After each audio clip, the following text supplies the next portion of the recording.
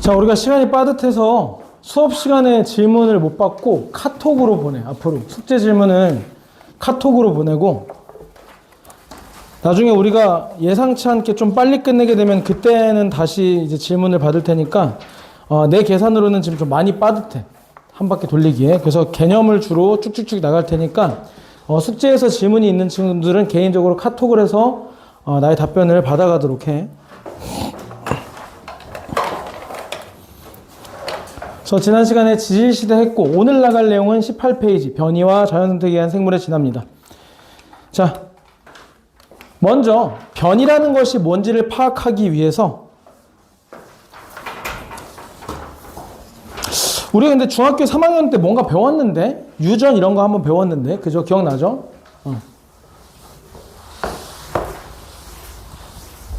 그래서 먼저 변이라는 것에 대해 언급하기 전에 생식과 유전이라는 것을 먼저 언급을 해볼게.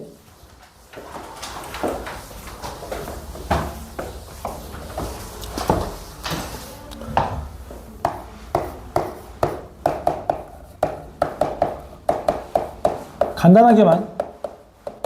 자, 생식이라고 하는 것이 뭐게? 생식. 발생과 번식이라고 보는 게 적합하게, 다 줄임말이라고 생각하면 외우기 쉽거든. 자, 생식은 발생은 뭐야? 사건이 발생하다 할 때 그 발생 아니죠? 뭐야? 우리 뭐 태아가 뱃속에서 자라는 것도 발생이라고 했었잖아. 그지? 발생과 번식이라고 생각하면 되겠습니다. 유전은 뭘까? 유전은 아쉽게도 줄임말은 아닌데요. 유전은 이런 겁니다. 어버이의 형질이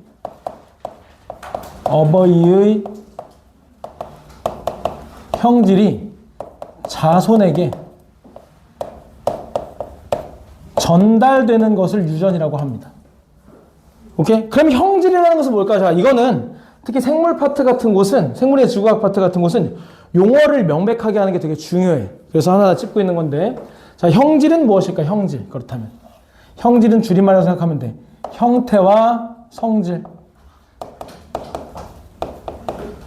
형태와 성질. 즉 줄여서 다시 얘기하면 유전은 뭐다? 어버이가 가진 형태와 생물학적 형태와 성질을 자손에게 전달하는 것을 유전이라고 한다. 되겠죠? 자, 그러면은 이 유전, 번식에는 뭐가 있냐면 두 종류가 있어요. 첫 번째, 유성생식과 무성생식을 나눠보자. 오케이? 생식에는 유성과 무성이 있는데, 먼저 유성과 한번 봐보자. 변이를 이해하기 위해서. 유성생식의 성자는 뭘까? 성별을 말하겠죠. 성별. 유성생식의 성자는 성별이겠지. 그러면 성별이 있는 생식을 얘기해. 다시 얘기해서 누구와 누구, 암컷과 수컷이 있어서 암수에 뭐가 일어나는 거야? 짝짓기라고 하는데, 자, 유전자 조합이 일어나는 겁니다. 하나의 개체의 것을 모두 물려받지 않고 암수의 유전자가 조합돼서 다음 개체한테 전달되는 것을 의미해. 쉽죠? 이게 유성생식. 자, 그럼 유전자 조합이 일어나기 때문에 장점이 있고 단점이 있어요. 변이에 대한 얘기는 이따가 할게. 유성생식에서 변이에 대한 얘기는. 자, 장점은 뭘까? 장점은 자, 조합이잖아. 그지? 먼저 예시를 들어줄게. 몇 개 있어. 개 키우는 사람, 강아지. 한 마리? 고양이 키우는 사람. 없어? 강아지 중에 견종이 뭐야? 포메란이야? 강아지 중에 퍼그라는 강아지가 푸근지 퍼근지 아무튼 있어.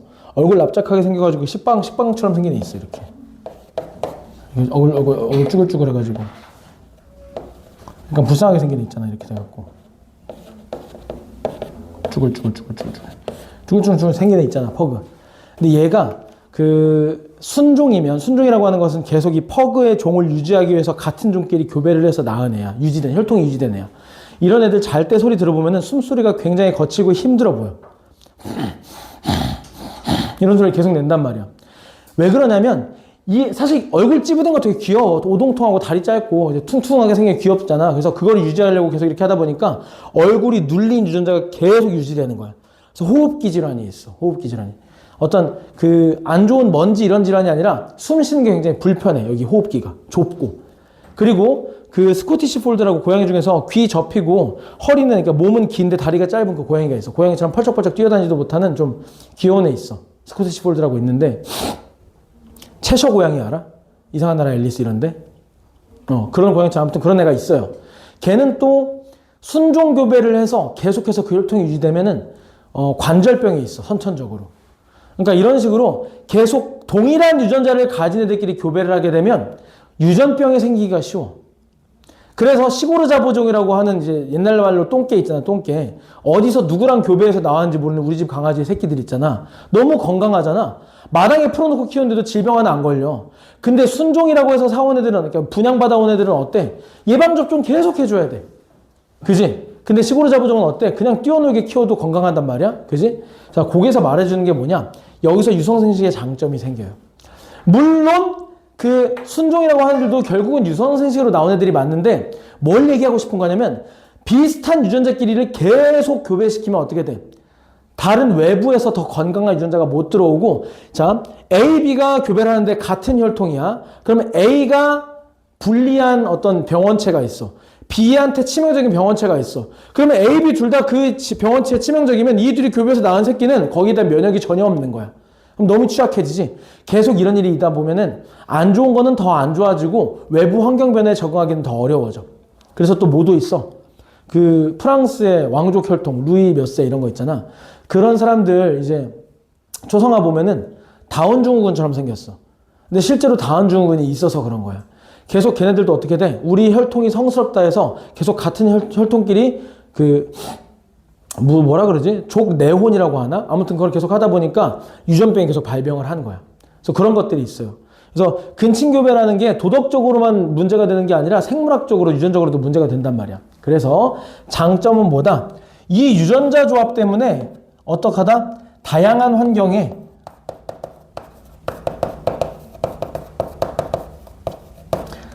적응과 생존이 다양한 환경에서 적응과 생존이 유리하다.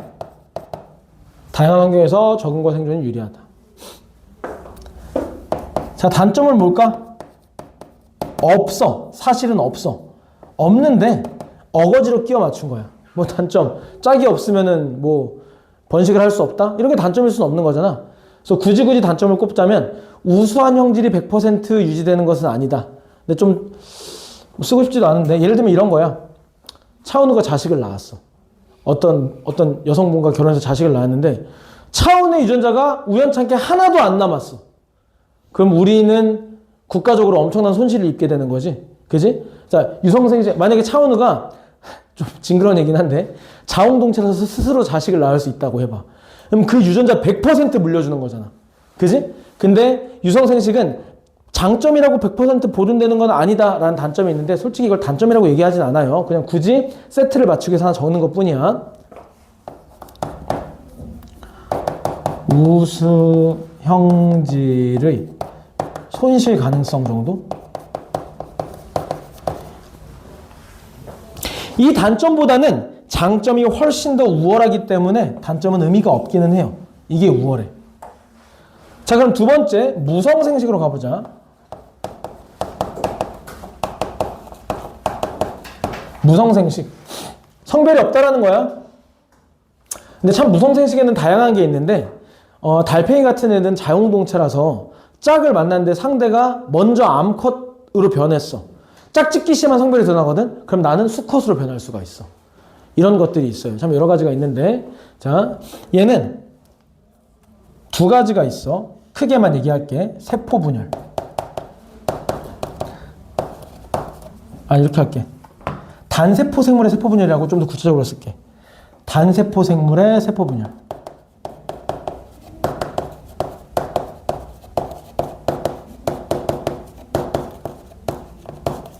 즉 무슨 말이니? 단세포 생물이라는 것은 세포 분열이 곧 번식이란 말이야. 자기 세포 하나가 곧 개체인데 두 개의 개체가 생기는 거니까 번식이야. 그죠? 그러면 이제 어떻게 돼? 방금 차원이 얘기한 것처럼 자기 자신의 유전자를 100% 전부 물려줄 수 있게 되지? 자, 이게 무성생식. 다 또 뭐가 있냐면 영양생식이라는 게 있어요. 영양생식은 주로, 이거는 보통 일반적으로 동물이고요. 영양생식은 일반적으로 식물입니다. 이런 거라고 보면 돼. 그 나무 가지 꺾어가지고 땅에다 심고 물 주고 키우는 거 있잖아. 그지? 가지를 꺾어서 키운다는 게 무슨 말이야? 어떤 꽃가루의 교배 없이 그 나무에 그 멀티를 깐다는 얘기잖아. 그 나무랑 똑같은 유전자를 가진 애를 새로 키운다는 얘기잖아. 예를 들면 이런 거랑 젖붙이 알아? 젖붙이기? 그 다른 나무에다가 이렇게 다른 나무를 이렇게 가지를 이렇게 베어냅니다. 여기 나이트 이런 거 있겠지? 이렇게 있겠지? 여기다가 우리가 키우고 싶은 나무를 끼운 다음에 둘둘둘둘 붕대로 말아줘. 그리고 키우다 보면은 여기는 사과나무야.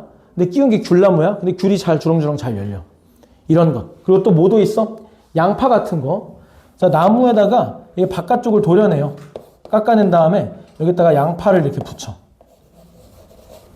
양파를 이렇게 양쪽으로 이렇게 붙여. 여기 또 둘둘 말아. 그럼 양파가 여기 뿌리를 내려. 이런 것도 있어. 그러니까 식물은 이런 짓거리들이 가능해. 이런 걸 뭐라고 한다? 영양생식이라고 보면 돼. 오케이? 그래서 꽃가루 교배를 통해서 하는 것이 아니라 그냥 자기 자신의 멀티를 까는 거야. 똑같은 유전자가 또 생기는 거야. 복제 같은 거지. 자, 무성생식에 이런 게 있다. 그럼 얘는 장단점이 좀 명확하죠.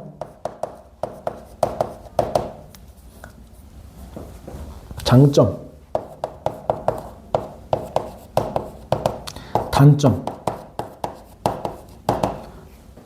뭐가 있을까? 바꿔버리면 되겠지. 바꿔버리면 되니까 먼저 단점부터 써보자. 자, 무성생식을 하면은 자기 자신의 유전자가 100% 전달되기 때문에 자, 다양한 환경에서 똑같이 쓰면 돼요. 다양한 환경에서 적응이나 생존이 불리하다.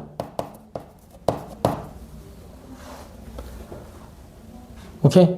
자, 장점에는 우수형질의 손실 가능성, 우수형질이 보존된다 라고도 쓸 수 있지만 그냥 다른 걸 쓸게요. 그러니까 번식의 제약이 좀 적다. 뭐 이렇게만 쓸게. 단점은 우리가 이 단원에서 공부하고자 하는 거에 포커싱을 하면은 이 장점과 단점이 중요해요. 다양한 환경에서 적응과 생존 유리하고 불리하고의 단점과 장점이 중요합니다. 오케이? 자, 그리고 마지막으로 한마디를 더 쓰고 이 파트는 끝을 내도록 할게요. 자, 그러면 유성생식은 유전자 조합에 의해서 이루어지는 거잖아. 만약에 유성생식 때문에 변이가 일어난다면, 유전자가 변형된다면 뭐 때문인 거야? 그냥 조합 때문인 거야. 그러니까 아니다. 이건 옆에다 쓰면서 설명을 다시 할게. 자, 두 번째 변이. 요거를 쓰면서 설명해야 될 것 같아. 아무래도 변이. 그럼 변이라는 것은 뭐냐? 저런 유전 과정에서도 변이가 일어날 수 있고 유전 과정이 아닌 것에서도 변이가 일어날 수 있어. 그래서 크게 두 가지가 있는데 일단 변이라는 것이 뭔지 보자. 변이라고 하는 것은 자, 같은 종, 네. 같은 종내라는 것은 같은 종끼리란 뜻이야. 자, 형질의 다양성.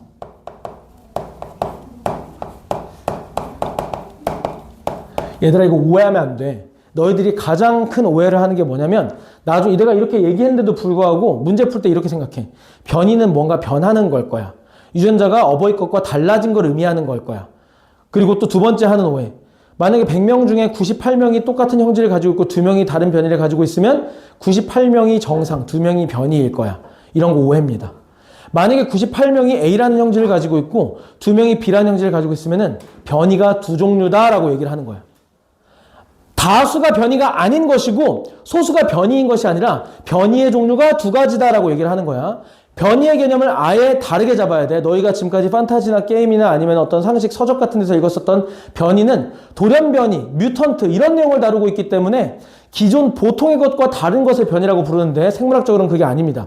변이는 똑같은 종 내에서 여러 가지 형질을 가진 개체들의 다양성을 의미하는 거기 때문에 만약에 9,999마리가 똑같은 형질이고 한 마리만 다르다고 해서 한 마리를 돌연변이라고 얘기하는 것이 아니라 두 종류의 변이가 그 집단에 존재한다라고 얘기를 하는 거예요. 되겠니? 같은 종류의 형질의 다양성이 변입니다. 되겠죠? 자, 그러면 변이의 원인으로 가면 너희들이 하는 말이 맞지? 변이의 원인 하면은 갑자기 변했다. 이런 말이 그때는 맞겠지만 변이라는 단어 자체는 이런 뜻이야. 되겠죠? 자, 두 가지 변이가 있어요. 뭐가 있냐면 첫 번째, 선천적 변이. 자, 두 번째, 후천적. 자, 큰 차이예요. 선천적이라는 것은 뭐야? 태어날 때부터 그랬다. 따라서 얘는 뭘 의미하냐? 유전적, 잠깐만. 유전자에, 부적절하다. 미안해. 유전까지만 쓸게. 유전에 의해 얻은 형질이라고 할게요. 후천적은 뭐야? 환경에 의해 얻은 형질.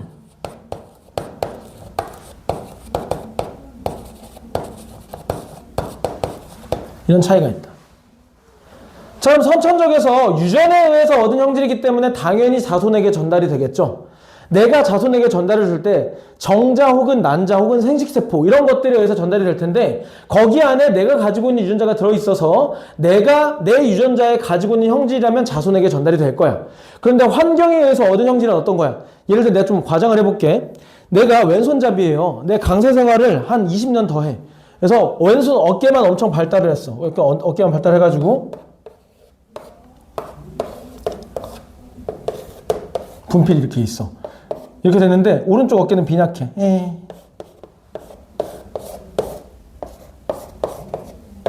이렇게 생겼어.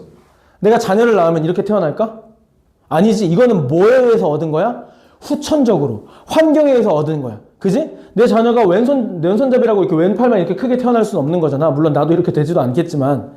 오케이? 그래서 후천적으로 얻은 것은 자손에게 전달이 된다, 안 된다? 안 된다. 그래서 유전에 의해서 얻은 형질은 얘는 뭐다?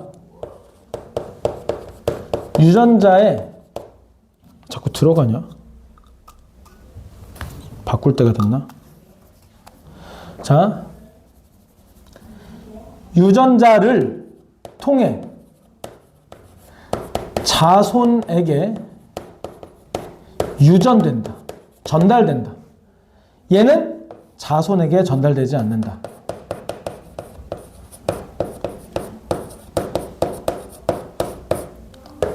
그런데 이게 좀 웃긴 게 있어요. 최근에 그 연구 동향 중에서 그런 게 있어. 후천적 형질도 유전이 된다라는 그 논문이 밝혀진 적이 있어서 깨어있는 선생님들은 이런 걸 이제 빼버릴 거야. 그러니까 후천적 형질도 유전된다 이렇게 낼 수는 없어. 시비 걸리면 안 되잖아. 교육청 교과 편찬위원회와 맞서 싸울 수는 없는 거잖아. 그래서 근데 선택지는 있지. 이런 내용을 안 내는 선택지는 있지. 뭐 그렇긴 하지만 너희가 그것까지 신경 쓸 필요는 없고 수업이나 열심히 듣고 출제자의 말을 열심히 들으면 되고 그냥 상식 느낌으로 이건 공부가 아니라 상식 느낌으로 아 최근에는 후천적인 그 형질도 유전되기도 한다더라 라는 그런 정보가 있다더라 라는 것 정도만 나 들은 적 있어 그렇게 알아놓으면 돼. 되겠죠? 자 그래서 선천적 유전에 의해서 얻은 형질이 유전자를 통해서 자손에게 유전되고 후천적인 걸 유전되지 않는다. 되겠죠? 예를 들어 뭐가 있을까? 예를 들어보자. 동물의 몸 색깔 여기서 두 가지가 있는데 예를 들면 강아지의 털색 이런 거 부모가 만약에 하얀 강아지고 그러니까 어미개가 하얀 강아지고 아비개가 까만 강아지면 얼룩덜룩할 수도 있고 하얀 게 나올 수도 있고 까만색이 나올 수도 있잖아. 다 유전자 때문에 생긴 거. 자, 그 다음에 걔 누구야? 무당벌레 등껍질, 무당벌레 등무늬 이런 것들 다 뭐야? 유성생식이야. 되겠죠? 등등등 많아요. 여러 가지가 많아. 자 그런데 후천적으로 얻어지는 것은 누가 있냐면 교과서에 가장 대표적으로 나오는 게 홍학의 몸 색깔이야. 홍학 이름 뭐야? 홍학 빨간 학이야. 근데 태어날 때 잿빛이야. 회색깔이야. 회색깔. 그래서 이 홍학의 몸색이 어떻냐? 어릴 때는 회색인데 다 커서는 분홍색으로 변해. 왜? 먹고 사는 게 분홍색이라서 그래. 이런 건 후천적인 거지. 만약에 홍학 무리에서 분리해서 다른 색깔의 먹이를 먹였다면 분홍색이 안 될 수도 있었던 거야. 오케이? 자, 그리고 또 뭐 도 있냐면 여기에 적진 않을 건데 한 3년 전인가 4년 전에 그런 걸 봤어. 악어는 태어날 때 성별이 정해지지 않아. 알에 있을 때 성별이 정해지지 않고 알을 깨고 나올 때 정해지거든. 정확히는 알 속에서 악어가 되어갈 때, 새끼 악어가 되어갈 때 정해지는데 이것이 뭐에 따라 결정되느냐? 얘가 부화하는 동안에 평균 기온에 따라서 결정돼. 지구온난화 때문에 내가 알기로는 온도가 낮으면 암컷이 되고 온도가 높으면 수컷이 되는 걸로 알고 있어. 발생 과정에서. 근데 지구온난화 때문에 온도가 높아졌어. 그럼 누가 안 태어나게 되냐면 수컷이 안 태어나게 되었어. 근데 뭐 순서가 거꾸로 되는지 모르겠지만 아무튼 그런 애들이 있어. 수컷이 안 태어나고 수컷이 2%인가 한 집단에서 태어나고 98%가 암컷으로 태어났대. 그런 사례가 있어. 그러면 걔는 어떻게 되는 거야? 멸종당하기 딱 좋겠지? 그래서 그런 종들이 있어요. 그래서 걔네도 뭐야? 유전자는 없으나 후천적으로 변한 거죠. 그리고 고양이 발 색깔도 마찬가지야. 고양이 발 색깔이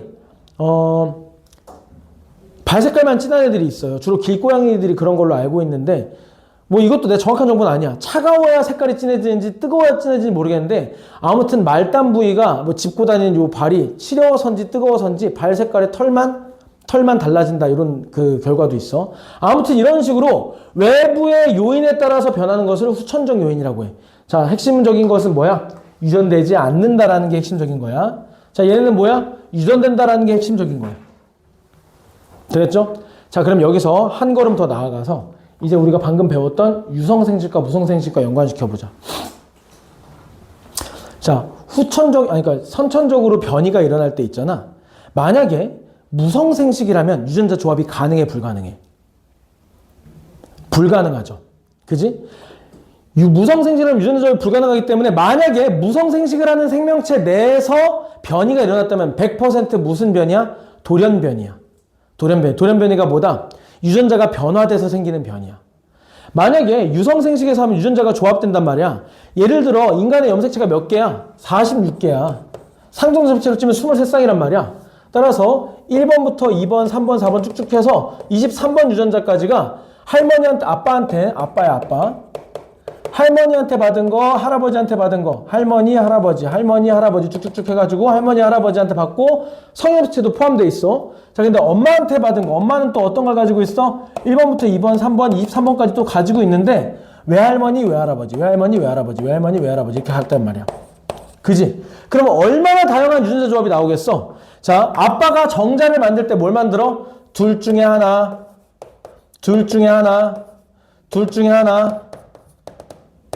23번. 그럼 아빠가 만들 수 있는 정자의 유전자 조합은 무려 몇 가지? 2에 23가지. 약 몇 가지? 100만 가지 정도, 100만 가지. 정자의 유전자 조합. 엄마가 만들 수, 물론 이제 여성은 태어날 때 난자 개수가 정해져 있기 때문에 이렇게까지 많이는 못 만들겠지만 아무튼 엄마도 조합으로만 치면은 난자가 100만 가지야. 자, 이거 정자와 난자가 조합해서 만들어질 수 있는 그 몇 가지일까? 1조 가지의 유전자 조합이 나와. 사람 2명이 결혼해서 낳을 수 있는 자녀의 종류가. 그러면은 최악의 경우 나랑 완벽하게 똑같은 유전자를 가진 동생을 가지고 싶으면은 어머니 아버지가 1조 명 정도 낳으면 돼. 최악의 경우. 그러면은 비둘기집의 원리에 따라서 1조하고 1명 정도 더 낳으면은 나와 똑같은 유전자를 가진 동생을 낳을 수가 있어. 자, 이토록 다양하잖아. 근데 우리는 이것도 변이라고 불러요. 유성생식에 의해서 돌연변이가 일어나지 않아도 서로 다른 조합을 가져서 부모와 다른 형질을 가지게 되면 돌연변이라고 불러. 아까 얘기했던 털 색깔 얘기했죠. 이 털 색깔 또 뭐다? 변입니다. 이것도 변이. 부모와 다르게 나오는 거잖아. 예를 들면 아까도 얘기했듯이 아빠 개는 검정색이야. 엄마 개는 하얀색이야. 그러면은 자녀 개가 얼룩덜룩하게 나왔어. 이것도 변이라고 부른다고. 자, 이게 세 번째 오해. 학생들은 변이라고 하는 것이 부모한테서 얻은 것은 변이가 아니라고 생각하는데 아니야. 부모가 하얀 개, 아빠가 까만 개일 때 하얀색과 까만색이 합쳐서 얼룩덜룩해진 거니까 변이가 아닌 거 아니에요? 아니야. 다 변이라고 불러요. 다르면 변이야. 아까 내가 처음 뭐라 그랬어? 형질 다양성 변이라 그랬지? 그래서 유성생식에 의해서 선천적으로 다른 것도 다 뭐라고 부른다? 변이라고 부른다. 되겠죠? 그래서 여기서 변이의 종류에 대해서 봤으니까 두 번째 여기서 이제 하고 다시 돌아오고 그랬지. 그래서 유성생식에서는 뭐가 가능하다? 유전자 조합에 의한 변이도 가능하고, 뭐도 가능하다? 돌연변이도 가능하다. 돌연변이를 풀어서 쓰면 뭐다? 갑자기 생식 과정에서 기형이라고 하면 모르겠다.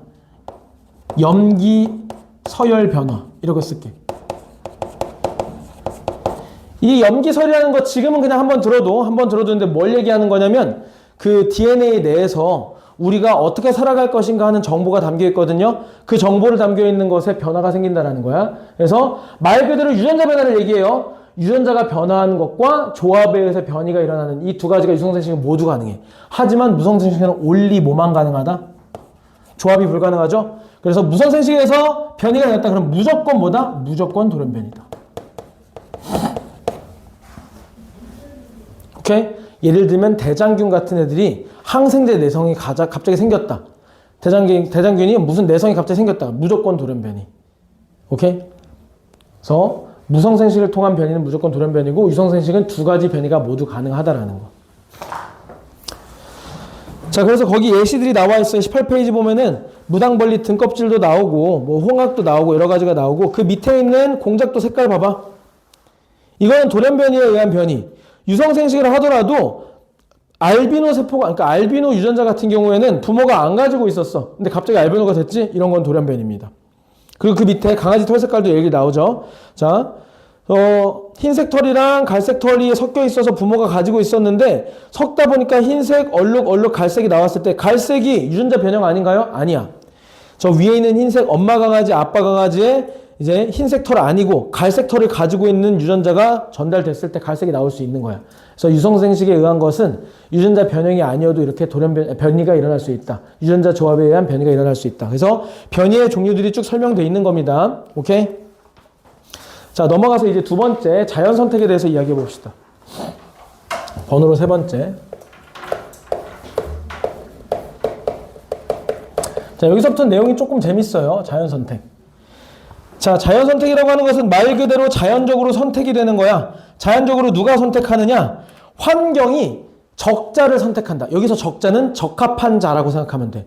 지금 우리 적자 생존이라는 얘기를 많이 쓸 거거든. 이 단원에서 적자 생존은 환경에 살아남기 적합한 자가 생존한다라는 뜻이야. 되겠죠? 자, 자연 선택은 한마디로 설명하면 이런 겁니다. 자연 선택은 적자 생존입니다.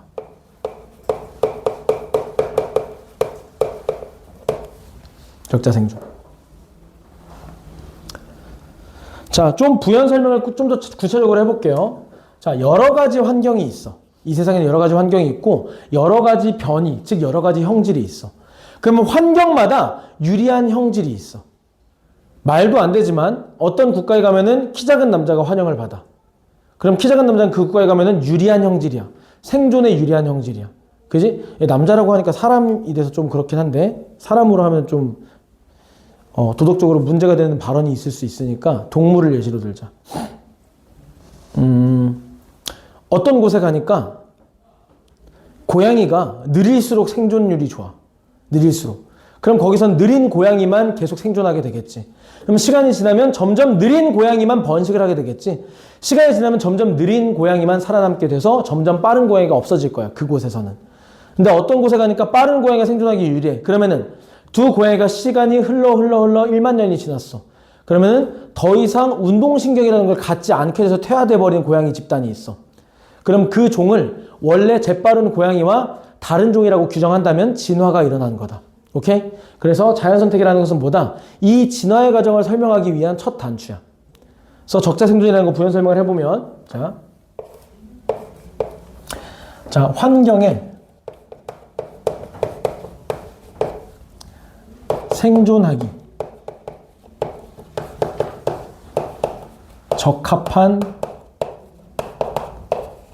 형질을 가진 개체가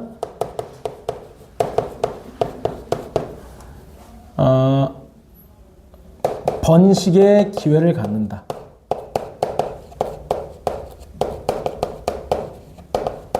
이게 자연선택의 내용이야.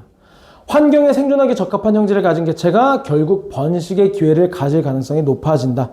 이런 얘기입니다. 오케이? 그래서 요거는 그렇게 어렵지 않아요. 그래서 예시들을 보는 것이 더 좋아. 자, 여러 가지 예시들을 볼 건데, 먼저, 그거부터 볼게. 자, 1번. 여기 나와 있는지 모르겠지만, 맨체스터 머시기 나방이라는 게 있어. 나중에 종종 수능 문제 한번 나온 적이 있어서 종종 등장하는데, 이름이 정확히 기억 안 나? 맨체스터 머시기 나방. 그냥 맨체스터 나방이라고 할게. 맨체스터 나방이라는 게 있는데, 그 나방은,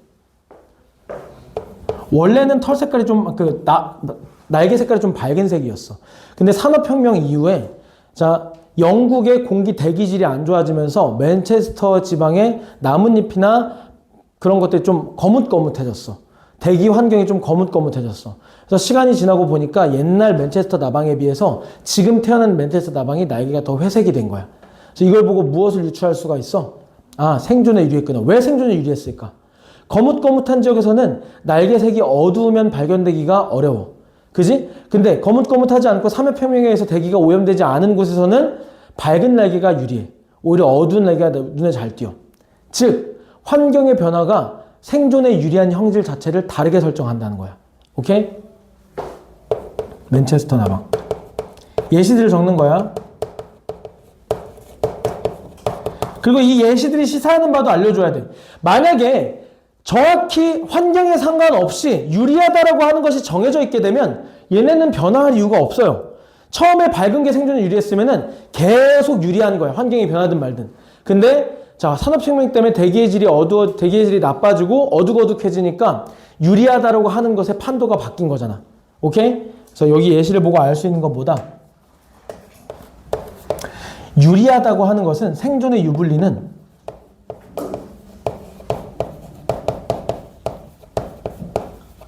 절대적이지가 않다. 뭐에 따라 다르다? 환경에 따라 다르다.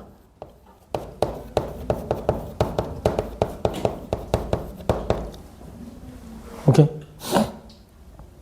또 다른 예시 들어볼까? 나방 같은 것도 있고, 또 그게 있다. 딱정벌레 중에, 산불이 일어난 지역이 있어. 산불이 일어나서 그 일대에 낙엽이 딱 까맣게 탄 적이 있어. 그런 지역이 있어. 근데 딱정벌레 등딱지 중에서 밝은 색깔은 다 죽었고, 어두운 색만 남게 됐어. 그게 왜 그런가 또 생물학자들이 예측을 해보니까, 밝은 색깔은 그 잿더미가 된 나뭇잎 위에서 기어다니면 잘 보여. 그럼 새들이 와서 잡아먹어. 근데 어두운 색깔은 잿더미가 된 낙엽 위에서 눈에 잘 띄지 않기 때문에 자동으로 보호색이 돼버린 거야. 이것도 뭐야? 환경 변화가 없었다면, 일반적인 숲이었다면 어두운 색깔이 눈에 잘 띄어서 잡아먹혔을 텐데 산불 덕에 살아남게 된 거야. 그런 애들은. 오케이? 이런 예시들이 있습니다. 그게 아마 딱정벌레 집단의 자연선택에 나와 있는 걸 거고, 마지막 별표 5개짜리 예시가 하나 나옵니다. 뭐가 나오냐? 항생제 내성세균.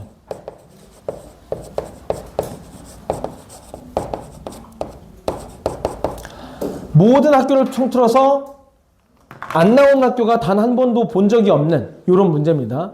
자, 항생제 내성세균은 뭐냐면 원래 세균은 항생제 내성이 없었어요.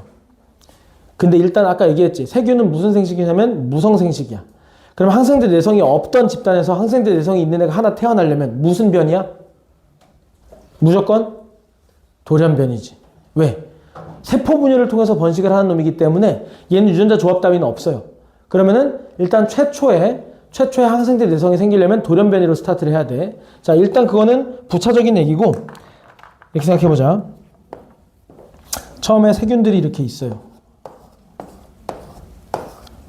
그런데 한 마리만 항생제 내성 세균이 있어. 항생제 내성이 있어. 만약에 이 영역에 이 세균이 있는 사람의 몸속에 항생제가 안 들어간다면 이 둘은 생존 능력에 아무런 차이가 없을 거야. 항생제가 가해지지 않는다면 얘는 생존에 차이가 없어요. 이 둘이. 근데 무슨 일이 벌어져? 환경이 주어지죠. 어떤 환경? 항생제 투여라는 환경이 주어집니다. 항생제 투여라는 환경이 주어져. 그러면 어떻게 변해? 누가 유리해져? 얘가 유리해져.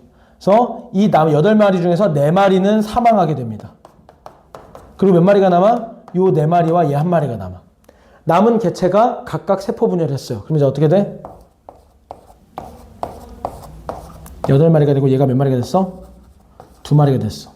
자, 또 항생제를 투여해줍니다. 항생제. 그럼 이제 어떻게 돼? 이 8마리 중에 이번 5마리가 죽어. 5마리가 죽어. 남은 거 몇 마리? 이렇게 5마리. 2배를 해. 그러면 항생제 내성 없는 애가 또 6마리가 됐지? 얘가 이제 몇 마리가 됐어? 4마리가 됐어요. 또 항생제를 가했더니 얘 5마리가 또 죽었어. 그럼 남은 5마리가 또 세포 분열을 항생제 투여해가지고 5마리가 또 죽어서 세포 분열을 또 해. 그럼 어떻게 돼? 이제 내성 없는 애 2마리, 내성 있는 애가 무려 8마리가 되겠죠. 몇 번 더 넣다 보면 이제 그 집단 내에서는 항생제 내성이 없는 세균이 있을까 없을까? 없겠죠. 이 집단 전체가 무엇으로 채워져? 항생제 내성이 있는 세균으로만 채워진다. 이것도 자연선택이야. 그지? 이게 뭐가 어려워. 근데 시험 문제에 나오면은 종종 틀린 애들이 있어. 너희들이 공부했다는 가정하에 틀릴 일이 없는 문제인데, 자, 왜 다양하게 문제가 나오는지 한번 예시를 들어줄게요. 자, 첫 번째. 대표적인 거, 벨크로 찍찍이로 문제가 나옵니다. 자, 어떤 식으로 문제가 나오느냐? 저 항생제 내성세균이 어떻게 살아남게 되느냐, 이 과정을 예시를 들 수 있는 다른 걸로 비유를 할 수 있는 실험으로 바꿉니다. 예를 들어서 털공 9개와 털실로 된 털공 9개와 스타이로폼 공 1개를 둬. 그 다음에 찍찍이 뭔지 알지? 신발이나 옷 같은 데 지직 뜯어지는 그 벨크로 찍찍이 있잖아. 찍찍이를 손에다 감아서 탁탁탁 몇 번 집어낼 거야.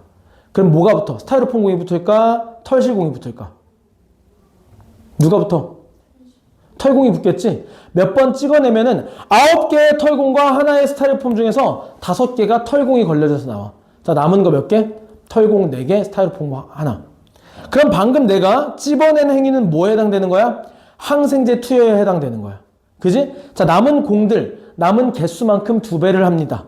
그래서 털공이 4개에서 8개가 됐고, 스타이로폼이 2개가 됐어. 내가 방금 한 건 무슨 과정일까? 번식의 과정이야. 세포분열.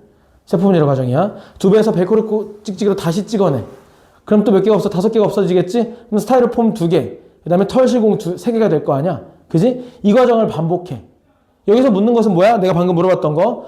어떤 행위가 무엇을 비교하는 거 행위인가? 요거를 물어봐. 자, 털실공을 찍어낸 행위는 뭐다? 항생제 투여. 두 번째, 남은 공을 2배한 행위는 뭐다? 번식의 과정. 요거를 물어봅니다. 되겠지? 다른 예시로 또 이런 것도 있어요. 노란색 도화지를 준비하고 여기 위에 파란색과 초록색과 빨간색 초콜릿을 올려놓습니다. 눈을 감고 있다가 눈 뜨자마자 보이는 걸 얼른 집어내. 이걸 반복해. 처음에 빨간색 3개, 초록색 3개, 파란색 3개였다고 해봐. 이걸 계속 반복하면 확률적으로 차이가 없을 거야. 왜? 노란색 위에는 빨간색, 초록색, 파란색이 모두 잘 보이기 때문에 확률적으로 남은 걸 2배하고 다시 집어내고 남은 걸 2배하고 다시 집어내고 해봤자 뭐 2개, 3개, 4개 정도 차이는 있겠지만 뭐 하나가 멸종되는 일은 없을 거야. 그지? 근데 여기서 누구를 넣느냐? 하나를 빼고 노란색 초콜릿을 넣어. 노란색 도화지 위에. 나머지는 다 파란색, 빨간색, 초록색이야. 노란색을 하나 넣어. 그럼 눈을 감았다 다시 떴을 때 노란색은 잘 보일까? 안 보이겠지. 집어내. 그럼 파란색, 초록색, 빨간색이 집어나오겠지? 남은 것을 2배. 그럼 이제 노란색 몇 개 됐어? 2개가 됐어. 또 눈 감았다 떠서 집어내. 5개 집어내. 그럼 노란색 몇 개 남았어? 2개니까 2배 하면 몇 개 돼? 4개가 돼. 그러면 노란색을 안 넣었을 때는 생존에 유불리가 있었어? 없었어? 없었는데 항생제 내성이 있는 노란색을 넣자마자 생존에 유불리가 생기면서 전체가 뭐가 되기 시작했어? 노란색으로 변하기 시작했지. 자, 여기서 말하는 노란색을 넣고 말고의 차이는 뭐야? 1차적으로는 항생제 내성세균이 있냐 없냐의 차이야. 그럼 넣기 전에 얘네들이 대체로 항생제 내성세균도 없는데도 유지가 됐던 이유는 뭐야? 생존에 유불리가 없기 때문에 죽고 생기고 죽고 생기고 죽고 생기고 했던 과정인 거야. 노란색을 넣기 시작하면 이제 누가 살아남기가 유리해? 노란색이 유리해져. 그럼 이제 누가 생존에 유리하니까 노란색이 유리하니까 점점 많은 비율을 차지하게 됩니다. 오케이? 이렇게도 비교를 하고요. 여러 가지가 나와. 아무튼 나뭇잎으로 나오고 초콜릿으로 나오고 벨크로 찍찍이로 나오고. 그럼 너는 그때그때 뭘 해줄 수 있으면 돼? 어떤 행위가 뭐에 해당하는 행위인지. 자, 근데 일관성이 있어. 남은 걸 2배 하는 과정은 전부 무슨 과정이야? 번식의 과정이야. 뭔가를 찍어내고 집어내고 없애는 과정은 다 무슨 과정이야? 항생제 투여의 과정이야. 되겠죠? 어렵지 않죠? 그래서 문제로 굉장히 많이 나옵니다. 항생제 세균의 자연 선택은. 오케이? 그래서 예시들 문제를 통해서 많이 보면 되는데 어려운 것들이 아니기 때문에 그냥 예시들만 많이 보면 틀릴 내용이 없는 겁니다. 되겠죠? 자, 이제 마지막 항생제 내성세균에서 2번째로 많이 나오는 내용. 남모양 적혈구. 별표 3개. 항생대 내성세계는 별표 5개였어. 남모양적 혈구는 별표 3개.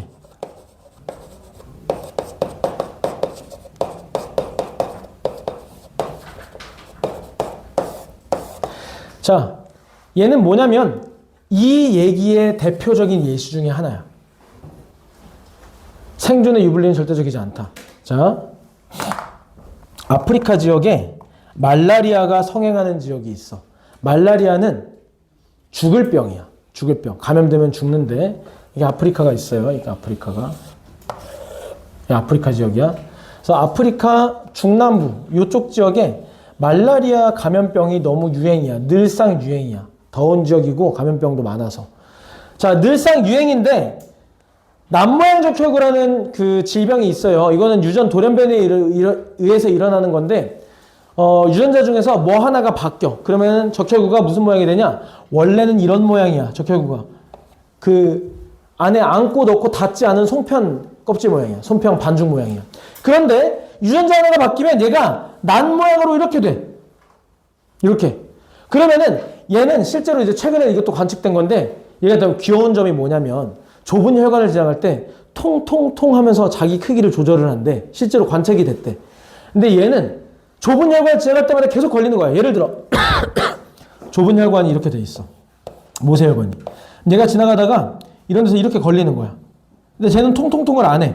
그래서 여기 걸리면 남모양적 혈구가 쌓이겠지. 이렇게 걸리겠지. 남모양적 혈구가 이렇게 쌓여. 쌓이기 너무 좋은 구조야. 그래서 여기를 틀어막아. 그래서 울룩 불룩해지면서 실핏줄이 터지기도 하고 큰 혈관을 막기는 힘들겠지. 아무래도 작으니까. 하지만 저런 게 반복되다 보면은 뇌로 가는 혈관 일부를 막기도 하고 문제가 생길 수 있어.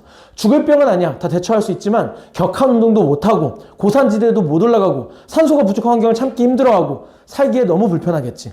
제대로 좋지 않으면 죽을 수도 있는 거고. 자, 그런데 이렇게 불편한 병이 유난히 많이 사는 지역이 있어. 어디냐면 아프리카 중부 지역에 유난히 남모양적 혈구 유전자가 많아. 왜 그런가 살펴봤더니 이런 게 있어요. 자, 정확히 그 지역과 말라리아가 성행하는 지역이 얼추 일치하더라. 그래서 상관관계를 봤더니 남모양적 혈구에는 말라리아가 감염되지 않더라. 말라리아는 적혈구를 감염시키는 병이거든. 혈액에는 적혈구를 감염시키는 병이야. 오케이? 그리고 죽을 병이야. 그러면 너네는 숨쉬기 불편한 사람으로 살래? 죽는 사람으로 살래? 숨쉬기 불편한 사람이 낫겠지? 물론 여기 중에서는 자기 삶이 소중하지 않은 학생은 그냥 죽는 게 낫지 않아라고 얘기할 수 있지만 일반적인 대답을 물어보는 거야. 자, 그럼 남모양적 혈구는 숨쉬기 불편하지만 말라리아에 안 걸려. 안 죽어. 말라리아 면역이야. 근데 정상적 혈구는 어때? 숨쉬기 너무 편하지만 죽어. 말라리아 때문에. 그럼 여기선 생존에 누가 유리한 거야? 오히려 남모양적 혈구 증후군인 사람이 유리한 거야. 그래서 이 지역에는 특히나 남모양적 혈구 증후군인 사람이 많이 산다는 내용이 20페이지 맨 위에 있는 내용입니다. 저희 그래프 거의 지도 봐봐. 남모양적 혈구 유전자 빈도가 원래 이렇게 많으면 안 되는데 무려 10%, 20%까지 올라가. 엄청나게 많은 수치야. 너희 주변에서 본 적 있어? 한 번도 없어. 교과서에만 등장하는데 여기는 20%까지 산다는 얘기야. 왜? 말라리아 발생하는 지역과 거의 일치하죠. 말라리아에 걸리지 않는 유전자거든. 남모양적 혈구가. 되겠죠? 자, 이것이 대표적인 뭐다? 생존의 유불리는 절대적이 아니다. 환경에 따라 다르다. 이거는 굉장히 크리티컬하게 다뤄지지 않지만 보기에서 무조건 나옵니다. 최소 2개 정도 보기에서 나옵니다. 뭐라고 물어봐? 어떤 환경에서든 생존에 유리한 유전자가 있다. 이렇게 나오면 땡 쳐줘야 되는 거야.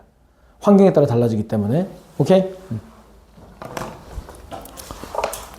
자, 이제부터 지금 조금 더 재밌는 내용이 들어가는데 이러한 자연 선택으로 출발을 해서 다윈의 진화론이 시작됩니다. 지금부터 다윈의 진화론을 봅시다.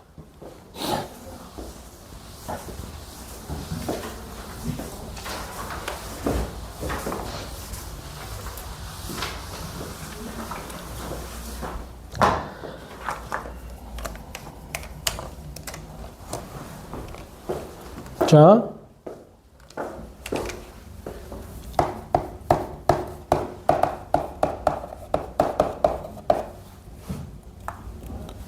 지난번에 여기 기독교 학생들이 있었던 것 같은데 맞지?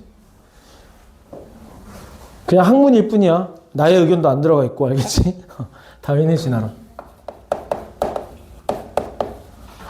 자, 다윈은 진화론을 어떤 식으로 주장을 했냐면 다른 생물이 다른 생물로 종의 분할을 할 수가 있다.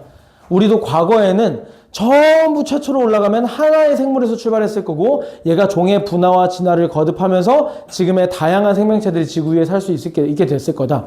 이 이론을 처음 냈을 때 굉장한 질타를 받았어. 그때는 유럽의 카톨릭이 성행하는 아직까지 카톨릭 영향력이 큰 지역이기도 했고 자 일반적인 종교가 없는 사람들도 거부감을 느꼈던 게 우리가 원숭이와 조상이 똑같다고 얘기하는 것 때문에 굉장히 거부감을 느꼈어. 특히 유럽인들은 우월주의에 빠져 있었기 때문에 원숭이와 우리가 조상이 같다고 말도 안 돼. 그래서 실제로 그 당시 신문 사파에 다윈의 얼굴에다가 원숭이의 몸을 합성한 그런 사파도 그리면서 조롱하기도 했었어. 그래서 다윈의 질환이라는 것은 저기 적혀있는 자연선택부터 출발합니다. 자, 설명을 간단하게 할게. 또 이것도 한 문장으로. 자연선택이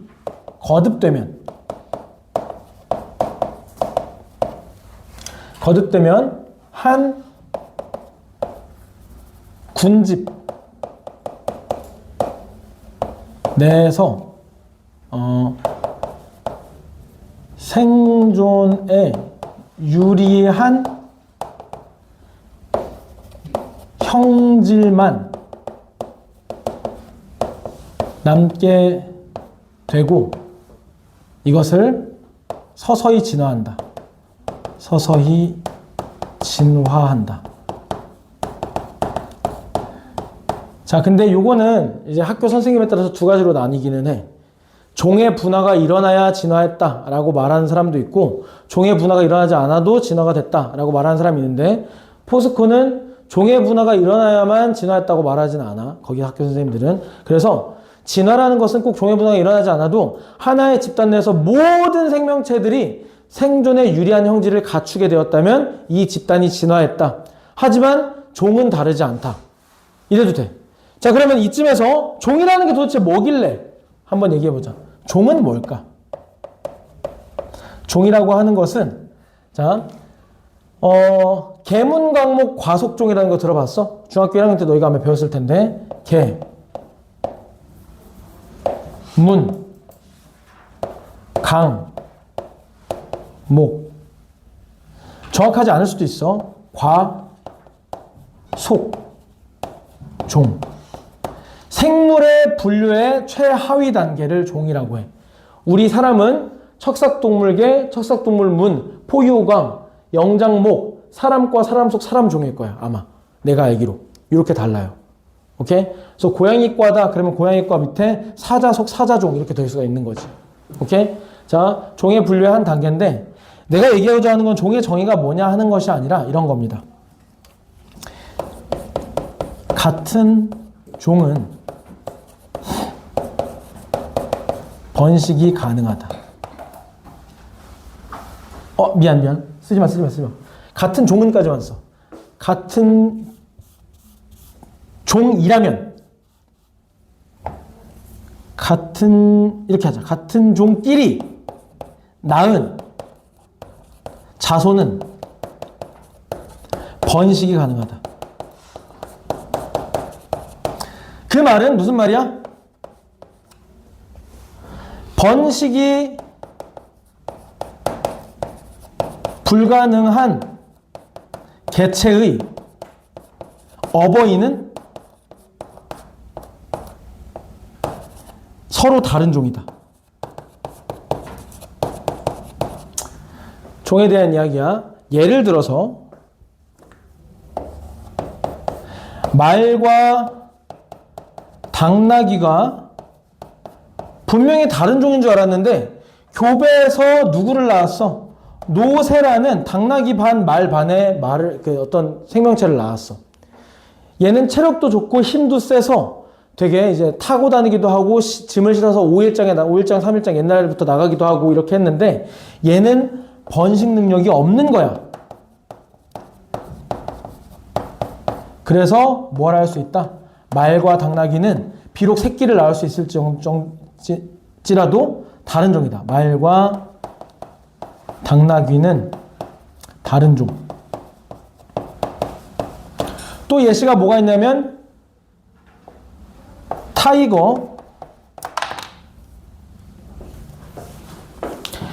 타이거와 라이언 해서 뭐가 나오니?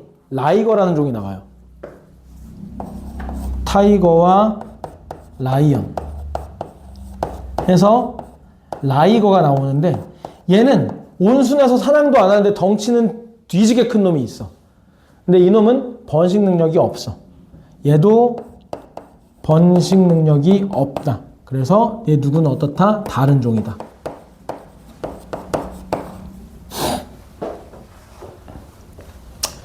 자, 그래도 얘는 번식이라도 가능하지. 옛날에 좀 역겨운 얘기이긴 한데 밀림에서 실제로 침팬지가 인간 여자를 이제 겁탈한 사건이 있었어. 침팬지가 오랑우탄인지 모르겠는데 근데 물론 한 번이기 때문에 확률적으로 낮긴 하지만 자녀가 안 생겼고 실제로 그런 사례들이 연구에도 사례들이 몇 번 있었는데 영장류와 인간은 아예 자녀를 만들 수가 없었어. 그래서 확실히 다른 종이라는 거지. 쟤네는 다른 종인 줄 알았는데 새끼가 가능하네? 아, 새끼가 번식 능력이 없네. 확실히 다른 종이 맞구나. 이렇게 되는 거지. 말과 당나귀는 다른 종이다. 왜? 그들의 자녀가 번식 능력이 없기 때문에. 이런 게 단순한 얘기입니다. 그래서 종에 대해서 한번 이야기를 해봤고, 자, 다윈 진화론의 과정을 지금부터 시작을 해볼게요. 자, 첫 번째, 다윈 진화론 첫 번째 과정, 과잉 생산. 과잉 생산이라는 말은 무슨 말이냐? 개체수가 많다는 얘기야. 개체수가 증가. 라는 말은 무슨 얘기야? 변이가 다양해진다는 얘기야. 변이가 다양해진다. 오케이? 이런 뜻입니다. 자, 그런데 과잉 생산했는데 환경에서 먹을 것은 토지는 정해져 있어. 그지? 그럼 뭐가 시작돼? 생존 경쟁이 시작돼.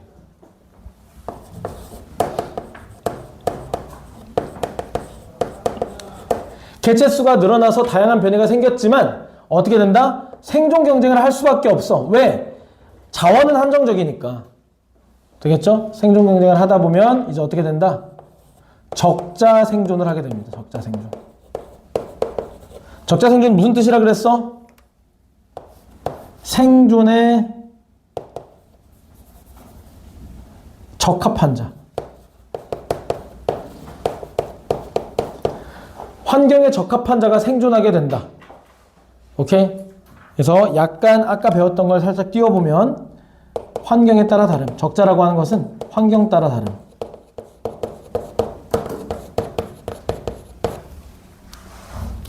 과잉 생산해서 개체수가 많아지면 변이가 다양해진다는 거고 자원은 한정적이기 때문에 생존 경쟁이 시작되고 그러면 적합한 자가 생존할 수 있게 되고 자 그러면 또다시 적자가 뭘 하게 된다? 적자가 번식을 하게 됩니다.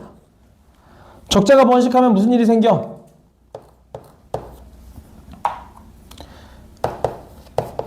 환경에 생존이라고 할게. 생존에 유리한 형질이 생존에 유리한 형질이 집단 내에 다수가 되기 시작함. 생존의 유리한 형질이 집단 내에 다수가 되기 시작해. 적자가 번식을 잘하니까. 그죠? 다섯 번째. 이것이 뭐다? 우리가 아까 얘기했었던 어떤 거? 자연 선택이다. 과정이 반복된다. 그러다 보면 어느 순간 뭐가 일어나는 거야? 진화. 이게 다윈의 진화론이야. 근데 이 진화 과정에는 종이 분화될 수도 있고 아닐 수도 있다. 자, 종이 분화되기도 한다라고 쓸게. 그래서 종이 분화되기도 한다. 실제로 챗 GPT한테 너네가 나중에 물어봐도 어디까지가 진화고 어디까지가 진화가 아닌지에 대한 명확한 경계선은 없어. 일반적으로 너무도 오랜 시간이 흘러서 그 집단이 다른 집단과는 확연히 다른 뭔가 우수한 형질을 가지게 됐을 때 종이 같더라도 우수한 성질을 차지하게 됐을 때 그럴 때 진화라고 합니다. 그래서 종이 분화되기도 한다. 하지만 꼭 종이 분화돼야만 하는 것은 아니다. 되겠죠?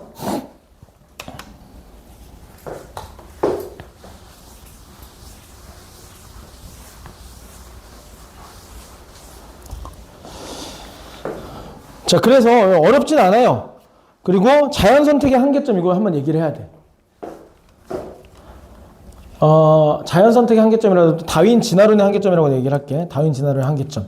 자, 요즘에는 시험 문제 잘 안 나오는데 작년까지는 되게 많이 나왔어. 재작 24년까지는. 자, 진화론의 한계점.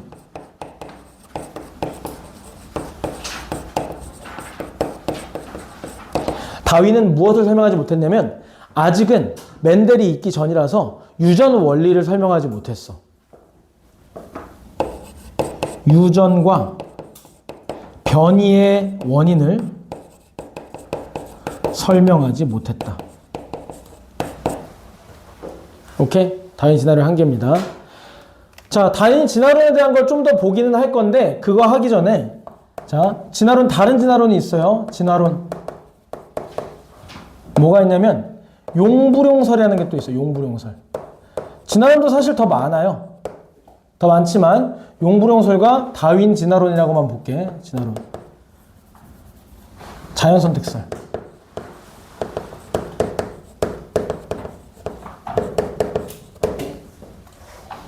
이건 누구야? 다윈. 이거 누구야? 라마르크라는 사람입니다. 라마르크. 이 정도 알아놓자. 포스코에서 나오기도 하니까 용불용설, 라마르크, 자연선택설, 다윈. 자, 용불용설은 뭐냐면 후천적으로 얻게 된 거. 용불용이 뭐야? 용, 사용하다. 불용, 사용하지 않다. 용, 사용하는 것은 진화한다. 발달한다. 예를 들면 내 왼손잡이기 때문에 오른팔, 왼손 어깨가 더 강해진다고 하면은 이건 용이야. 오른손을 사용하지 않아. 그럼 불용이야. 내 오른손은 퇴화해. 그럼 내 자녀도 어떻게 돼? 비대칭으로 태어나. 이게 라마르크가 주장한 용불용설이야. 따라서 라마르크는 뭘 얘기한 거야? 후천적 형질도 획득 형질이라고 하거든. 후천적 형질이라고 가르치고 획득이라고 써. 획득. 획득. 얻었다 이 얘기야. 획득 형질. 형질도 유전되는 줄 알았어. 오류겠지 당연히. 오류입니다. 오케이? 자연선택설은 앞에 다 설명을 했으니까 추가로 적진 않을게. 자, 진화론에 의하면 용불용설은 후천적 형질도 유전된다라고 했었고 자연선택설은 이제 그렇지 않다. 후천적 형질은 유전되지 않는다. 선천적인 것만 유전된다라고 했어. 다만 다윈도 원인을 설명하지 못했지. 왜 변이가 생기는지랑 유전이 왜 일어나는지는 원리를 설명하지 못했지만 아무튼 후천적으로 얻은 건 유전되지 않아요 라고까지는 얘기를 했어. 되겠죠? 자, 우리 다윈의 그 진화론에 대해서 핀치세 하나 볼 거고 갈라파고스 거북이나 기린 예시 하나 보고 다음 단으로 넘어갈 건데 잠깐 5분 쉬었다가 이어서 할게요.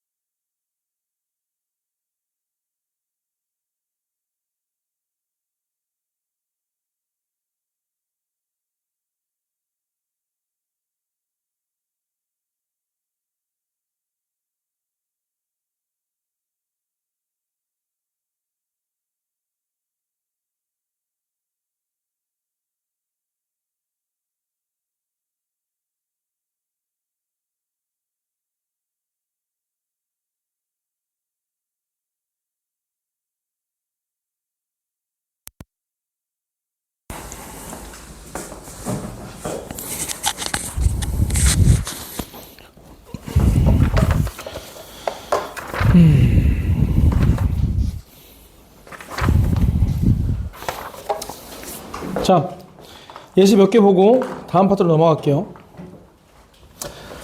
좀 뻔한 얘기라 내가 굳이 수업 시간 안 해도 너희가 읽으면 대충 이해가 될 거긴 한데 대충 해볼게.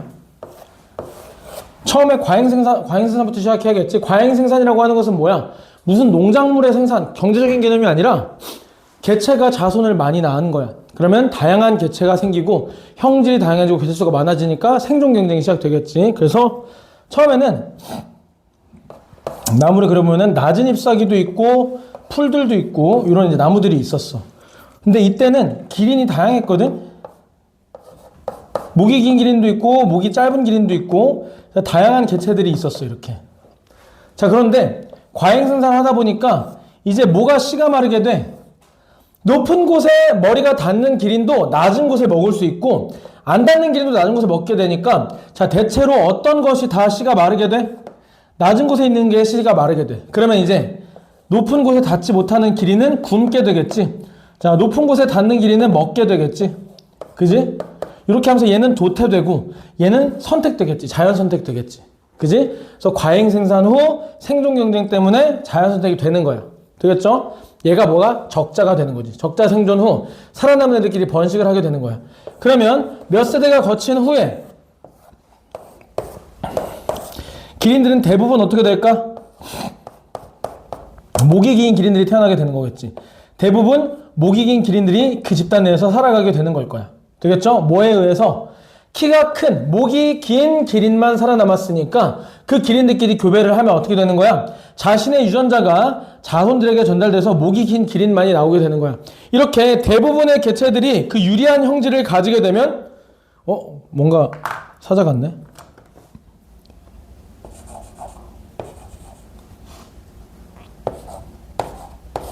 그지? 뭔가 사자 같지?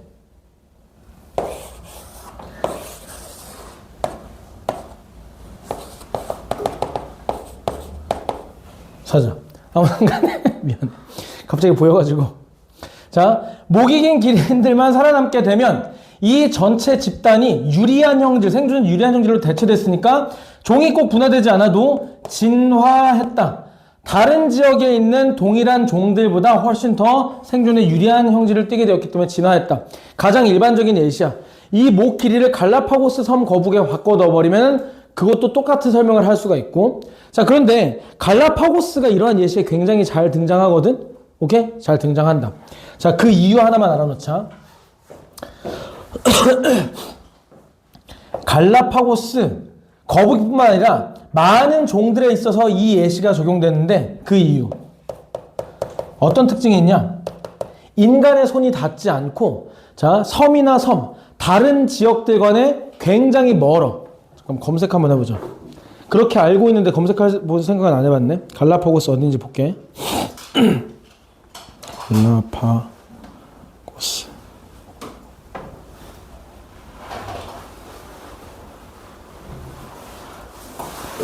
지도. 좀 동떨어져 있어. 저기 북아메리카 아래 남아메리카가 이렇게 있으면 이렇게 북아메리카 남아메리카가 있잖아. 이쯤에 있어. 좀 동떨어져 있습니다. 자, 그러다 보니까 다른 생태계와 섞일 염려가 적고 바다로도 거리가 멀고 하니까 여기에 살기 시작했던 애들은 어떻겠어? 이게 육지와 연결되었거나 어떤 그 지각 변동이 일어나기 전에 붙어 있었겠지. 분리됐을 때 여기에 나름대로 생태계를 유지하게 되었는데 여기와 분리됐다는 점, 즉 외부의 환경 요인, 외부 환경 요인에 의한 그러니까 이 동네에도 적자가 있을 거 아니야. 이 동네에도 그 지역 적자가 있을 거야. 근데 적자는 이 환경에서나 적자지. 그지? 그러면 여기 있는 적자 유전자가 여기 섞이게 되면은 얘가 진화가 더뎌져. 외부 유전자가 유입되면 진화가 더뎌져. 근데 완벽하게 거의 완벽에 가깝게 차단이 되다 보니까 이 환경에만 유리한 애가 계속해서 살아남는 거야. 그래서 이 갈라파고스에는 어떤 특징이 있냐? 다른 지역에는 살아남지 못한, 그리고 또 덩치가 큰, 혹은 완전히 같은 종에서 분화됐음에도 불구하고 완전히 생김새가 다른 그런 애들이 많이 남아있어. 그래서 이제 그 환경이나 진화론의 그 연구의 보고거든, 여기가. 그래서 여기서 내가 얘기하자는 건 뭐냐면 가끔 보기에 이런 게 나와요. 갈라파고스로 우리가 유추해 볼 수 있는 건데 가끔 보기에 이런 게 나와. 진화를 촉진하는 요인으로서 타 생태계와의 분리.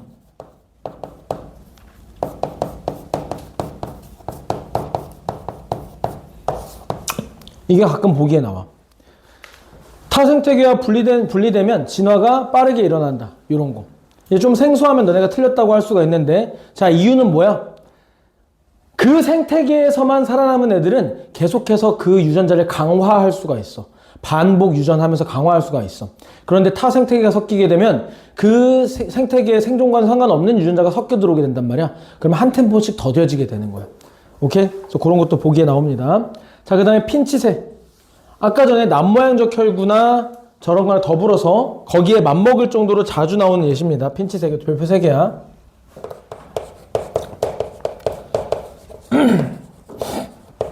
나는 세 종류로 볼게. 자, 이 핀치새라고 하는 종이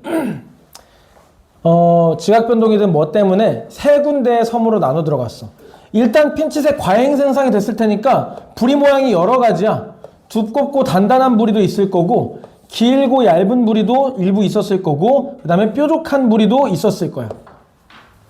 이렇게 세 종류의 부리가 있었다고 쳐보자. 근데 이 세 종류의 부리가 모두 서로 다른 섬으로 고립이 됐어. 고립이 됐어.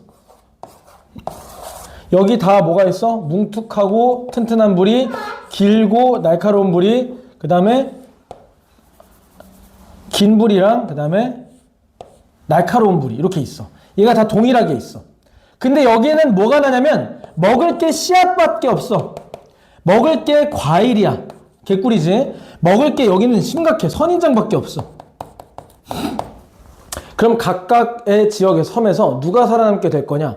자, 씨앗을 깨먹기에는 너무 약해. 먹다가 어떻게 돼? 단단한 씨앗을 깨먹으려고 하는데 부리가 오히려 부러질 수가 있어.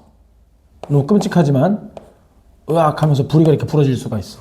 그지? 요거는 뭐 먹을 수 있어. 너무 크게 그렸다. 너무 강인하게 그렸네. 뾰족한 거를 장점으로 하자.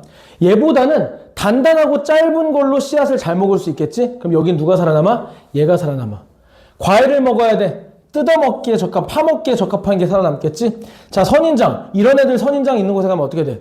먹으려고 입 내민 순간 얼굴 다 찔린단 말이야. 가시 얼굴이 다 찔려버려. 그럼 어떻게 돼야 돼? 가시를 뚫고 선인장을 파먹을 수 있을 만큼 부리가 길어야 유리하겠지.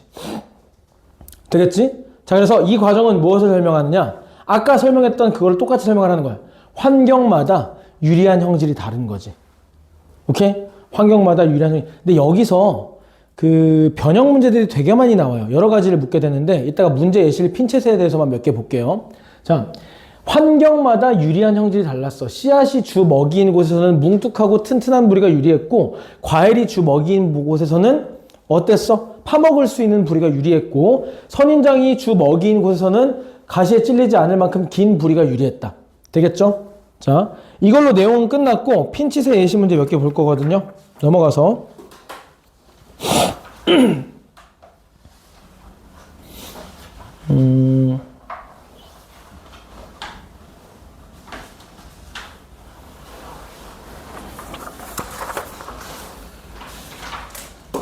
자, 22번 봐봐.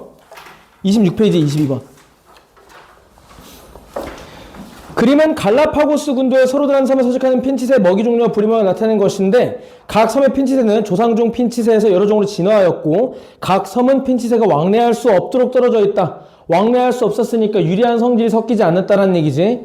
자, 조상종 핀치는 남미 대륙에서 씨를 먹었고, 이제 뭐 지각변동이나 어떤 거에 의해서 갈라파고스에 들어가게 된 것은, 선인장 핀치는 선인장에게 즙을 먹고, 벌레잡이 핀치는 식물 표면의 벌레를 먹고, 그 다음에 큰 나무 핀치는 나무 속 벌레를 먹고, 작은 부리 핀치는 이렇게 등등등 있어요. 큰 부리 핀치는 큰 종자를 먹고, 이렇게 되어 있어. 자, 기억부터 읽어보자. 각 섬의 핀치새는 먹이의 종류에 따라 다양한 종으로 진화하였다. 기억 맞을까 틀릴까? 자, 맞다 손. 자, 그럼 마주 읽어보자. 니은, 핀치새는 지리적 격리에 의해 다른 계통으로 진화하였다. 디귿, 핀치새의 다양한 종진화는 자연 선택에 의한 것이다. 자, 답은 뭘까? 맞춰봐. 자, 일단 기억은 맞아요. 각 섬의 핀치새는 먹이의 종류에 따라 다양한 종으로 진화하였다. 여기서 내가 한마디를 바꾸면 틀려져. 각 섬의 핀치새는 먹이의 종류에 따라 다양한 종으로 변이되었다. 이러면 너네가 왠지 동그라미 칠 것 같은데 왜 틀리냐? 변이는 환경을 인식해서 생기는 게 아니야. 우연찮게 생기는 거야. 모든 변이는 우연으로 생기는 거야. 후천적으로 획득한 형질이 아니고서는 모든 변이는 우연찮게 생기는 겁니다. 그래서 실제로 많은 오답 사례로 많이 나와요. 자, 먹이 종류에 따라서 진화가 일어난 것은 맞아. 먹이 종류에 따라서 자연 선택이 벌어지잖아. 그런데 변이는 자연 선택이 있기 전에 이미 존재하는 거야. 이 세 마리가, 이 세 종류가 모두 각 섬에 갔어. 얘네가 여기 갔기 때문에 부리가 짧아진 거거나 여기 갔기 때문에 뾰족해진 건데 여기 갔기 때문에 길어진 것이 아니야. 이런 변이들이 있었는데 이 각 지역에 가면서 이게 강화된 거지 변이가 가서 생긴 건 아니야. 되겠어? 그래서 기억은 맞는데 다양한 종으로 진화했다 그러면 많지만 다양한 종으로 변이되었다 그러면 틀려요. 니은 핀치새는 지리적 격리에 의해서 다른 계통으로 진화하였다. 자, 그렇겠죠. 지리적 격리가 어떻게 된 거야?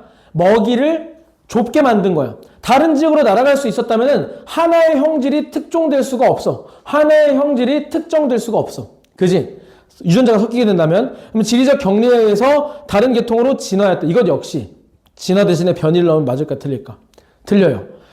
지리적 격리에 의해서 변이가 시작됐다? 이건 말이 안 되는 거야. 오케이? 변이는 그냥 무조건 일어나지만 진화는 지리적 격리에 의해서 일어날 수 있죠. 디귿 핀치새의 다양한 종진화는 자연선택에 의한 것이다. 맞죠? 환경마다 유리한 형질이 정해져 있으니. 그리고 15번 봐봐. 25페이지 15번. 또 핀치새예요. 핀치새가 진짜 많이 나오지. 자, 이 문제는 거의 오답률 90%야. 학생들이 분석을 못해. 자료 분석을. 자, 15번 잘 봐봐. 25페이지. 아래 그림은 가뭄 전과 가뭄 후 핀치의 부리 크기에 따른 개체수를 나타낸 것이다. 가뭄 전에는 핀치가 먹기 좋고 작은 연한 씨앗이 풍부했고 가뭄 시에 씨앗의 총수는 감소하였으며 작고 연한 씨앗보다 크고 딱딱한 씨앗이 많았다. 작은 부리를 가진 핀치는 크고 딱딱한 씨앗을 먹지 못해 가뭄에 살아남기 어려웠다라고 돼 있어. 자, 그래프를 잘 봐봐. 그래프 분석을 잘해야 돼. 가뭄 전 그래프 봐봐. 가뭄 전 그래프 어때? 전체적으로 개체수는 많았고 부리 크기가 가장 많은 애들이라는 것은 자, 실선 그래프 봤을 때 가장 높은 게 몇 센치, 몇 밀리미터니?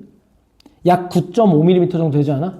그지? 자, 그런데 가뭄 후에 부리 크기가 약 10.5까지 늘었다. 그지? 확실하게 는 거야. 이 정도 차이면은 많이 는 거야. 가뭄 전과 후 기준 이렇게 됐다는 것은. 즉, 이 데이터가 말해주는 것은 두 가지. 첫 번째, 전체 개체수가 확실히 줄었다는 점. 두 번째, 먹이가 단단한 씨앗만 남다 보니까 그것을 먹을 수 있는 개체만 살아남아서 부리 크기 자체가 상향 평준화되었다. 되겠니? 자, 기억부터 읽어보자. 가뭄 후 핀치새 개체수는 줄어든다. 맞죠? 니은 부리 크기 차이는 종다양성의 결과이다. 자, 여기서 한 가지 써놓자. 종다양성,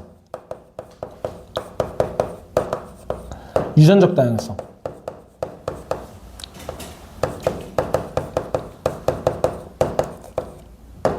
생태계 다양성. 다음에 배우게 될 건데 미리 등장했으니까 미리 한번 얘기를 할게요. 이 유전적 다양성이 뭘 얘기하는 거야? 우리가 지금 배운 변이를 얘기하는 거야. 종다양성은 당연히 뭐겠어? 여러 종을 얘기해. 여러 종. 변이는 뭐야? 하나의 종 내에서 여러 형질이 발생하는 것이 변이잖아. 종다양성은 여러 종이야. 그렇기 때문에 이 핀치새에서는 해당되지 않습니다. 되겠죠? 요거는 유전적 다양성을 얘기하는 거야. 저희 밑에는 그냥 저거만 놓고 변이라는 것은 유전적 다양성이다를 표시해 주세요. 그래서 니은은 틀리게 되겠지? 종다양성이 아닙니다. 유전적 다양성입니다. 변이의 결과이다. 자, 디귿. 부리의 평균 크기는 가뭄 전보다 가뭄 후에 작아진 게 아니라 커졌죠. 그지? 이 데이터 분석을 많이 못하더라고. 너네가 눈으로 쭉 봐봐. 다 뭐야? 세균 항생제, 세균 해상제, 무슨 벌레, 핀치새. 다음으로 넘겨보면 뭔 나방 또 엄청 나오고, 그 다음 남모양적 혈구 나오고, 다 이런 식입니다. 28번이 아까 얘기했던 그거야. 노란색 도화지 위에 녹색, 파란색, 빨간색 초콜릿 넣는 거. 자, 그런 문제들 이제 숙제로 풀어보시면 되겠고, 우린 넘어갑시다. 33페이지. 별 볼 일 없는 내용이 하나 나와요. 여기는 약간 도덕 단원처럼 접근해주면 됩니다. 한번 설명을 쭉 할게요. 33페이지 생물 다양성. 요렇게 하고 다음 시간에 통합과학 1, 2를 통틀어서 가장 킬러 파트로 나오고 있는 단원을 볼 거야. 뭐냐면 화학 파트야. 이제 산화원원과 산용기 파트인데 여기는 좀 힘을 실어서 뒤에는 중단원 하나를 한 타임에 끝낼 거예요. 근데 여기만 길게는 3타임, 짧게는 2타임 정도 투자를 할 거야. 오케이? 일단 오늘은 요거를 마무리합시다. 방금 얘기했었던 생물 다양성이 나와요. 뭐뭐 있어? 유전적 다양성, 종다양성, 생태계 다양성 세 가지가 나온다. 그래서 여기서는 각 다양성이 의미하는 바를 파악한다. 두 번째, 이런 다양성을 해치는 요인에는 뭐가 있는지 파악한다. 그리고 세 번째는 그것들을 해결하기 위해서 우리가 채택할 수 있는 방법이 뭔지 안다. 너무 도덕 같은 단원이지? 한번 봅시다. 구분할 수 있으면 돼요. 첫 번째.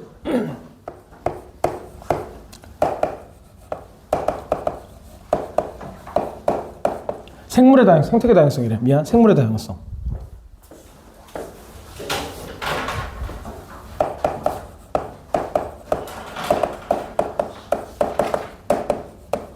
자, 첫 번째, 유전적 다양성.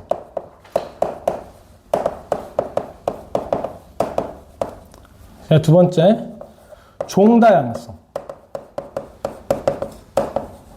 세 번째, 생태계 다양성. 자, 이 단어는 거저먹기고 핵심 키워드랑 핵심 개념 하나씩만 알면 됩니다. 자, 유전적 다양성의 핵심 개념은 뭐야? 키워드식으로 적어볼게. 동일, 종, 변이, 형질 다양성. 이렇게 키워드 느낌으로 유전적 다양성은 뭘 얘기하는 거야? 동일종이다. 동일종.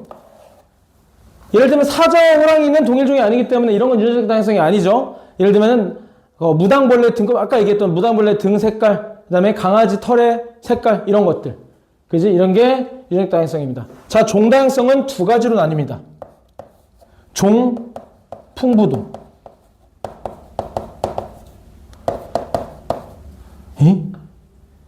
종, 풍부도. 다양도가 아닌데? 일단 다양도라고 쓸게요. 정식 명칭은 아닐 수 있는데 어차피 이것이 시험 문제 절대 안 나와. 우리가 개념을 익히기 위해서 임시로 쓰는 거고. 자, 종다양성에는 두 가지 파트가 있어요. 얼마나 풍부하냐. 그리고 균등도다. 미안해. 균등도. 볼펜으로 적진 않았지. 종균등도. 두 가지로 구성되어 있습니다.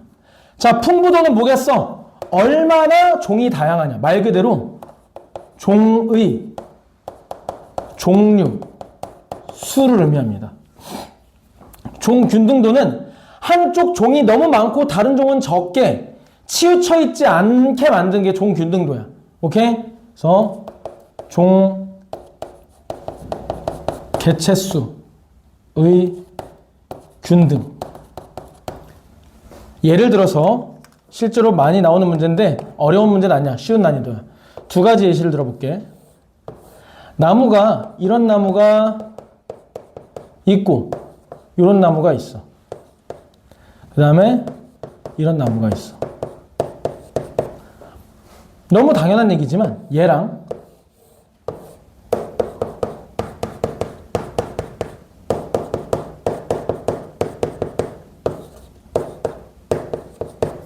둘 중에 종 다양성이 더 뛰어난 놈은 누구일까? 얘도 종 몇 개야? 3개. 얘 종 몇 개야? 3개. 둘 다 종 3개야. 그럼 종 다양성이 같은 걸까? 종 풍부도는 똑같지. 세종으로. 근데 뭐가 달라? 종 균등도가 다르지? 누가 더 균등해? 얘가 균등해. 이런 경우에 얘가 더 종 다양성이 높다라고 보는 거야. 오케이? 얘도 이러면 끝이야. 다른 거 안 나와. 종 다양성은 그냥 부연 설명을 한번 써줄게. 종 다양성이 의미하는 바. 얘는 한 환경 내에서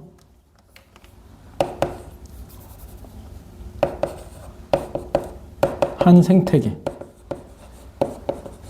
네 종의 다양성 기준이 있죠. 요거는 뭐야? 한 종 내에서 변이의 다양성. 얘는 한 생태계 내에서 종의 다양성. 종 풍부도와 종 균등도. 그러면 실제로 나온 질문 중에 이런 게 있어요. 학교 시험에 나왔던 게 아니라 학생이 질문한 건데, 선생님 그러면 여기는 하나, 둘, 셋, 넷, 다섯, 여섯, 일곱, 여덟, 9개인데 종이 4종이에요. 근데 옆에는 하나, 둘, 셋, 넷, 다섯, 여섯, 일곱, 여덟, 아홉인데 선생님 얘는 종은 3개야. 종은 4개야. 얘는 종은 3개야. 그럼 종풍부도는 누가 높아? 얘가 높아. 균등도는 누가 높아? 얘가 높아. 그럼 어디가 종다양성이 풍부한 거예요? 어디가 종다양성이 높은 거예요? 라고 물어본 적 있어. 근데 걱정하지 마. 절대로 안 나와. 절대로. 나오면 와서 내 뺨을 때리면 돼, 너희들이. 오케이? 이런 식으로 하나는 얘가 많고 하나는 이게 균등하게는 안 나온다. 걱정하지 마라. 너네 이런 문제 나올 때는 반드시 뭘 맞춰주냐? 종 개수를 맞춰주게 되어 있어. 이거는 정의된 바가 없기 때문이야. 선생님들도 몰라. 그래서 무조건 안심하고 무조건 둘 중에 하나야. 풍부도, 균등도를 똑같이 맞췄으면 종은 한쪽이 많게 나올 거고, 자, 만약에 균등도를 다르게 할 거면 종 개수를 맞춰줄 겁니다. 둘 중에 하나는 똑같게 맞춰줄 거야. 되겠어? 그래서 종다양성이라는 것은 하나의 생태계 내에서 종이 얼마나 다양하냐, 2가지로 나뉜다. 종 풍부도와 종 균등도. 자, 3번째, 생태계 다양성. 얘는 뭐다? 얘도 동일종 내 변이 다양성, 생태계 내 종의 다양성. 얘는 하나의 지역. 어떤 그 공간을 얘기하는 거야. 지역 내 생태계 다양성.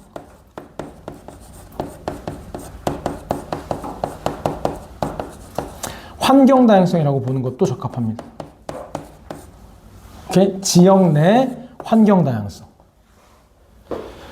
자, 여기의 핵심은 뭐였어? 뜻을 파악하는 거야. 그지? 변이, 형질 다양성, 무당벌레나 뭐 어떤 예시들이 있는지. 얘는 뭐야? 풍부도와 균등도의 개념을 아는 거야.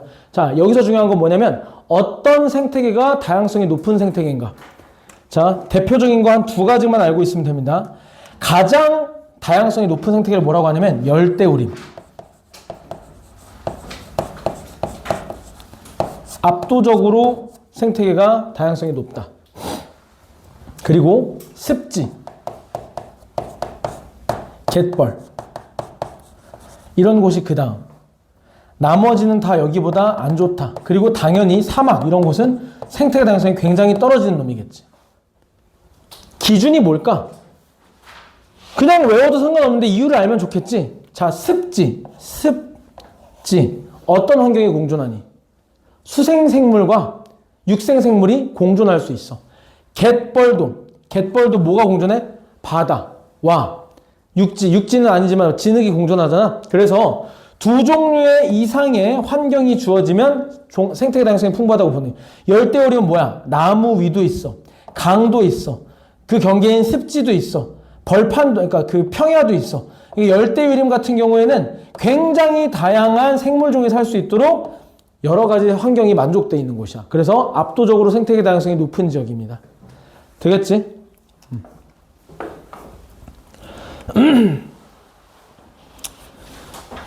그래서 다른 곳들은 저렇게만 알면 이 파트는 끝나. 다시 한번 얘기하지만 유전적 다양성은 같은 종 내 형질 변이의 다양성이고, 그 다음에 종 다양성은 종 풍부도와 균등도로 나뉘니까 너네가 그림을 보고 확인할 수 있으면 되겠고, 생태계 다양성은 같은 지역 내 환경의 다양성이야.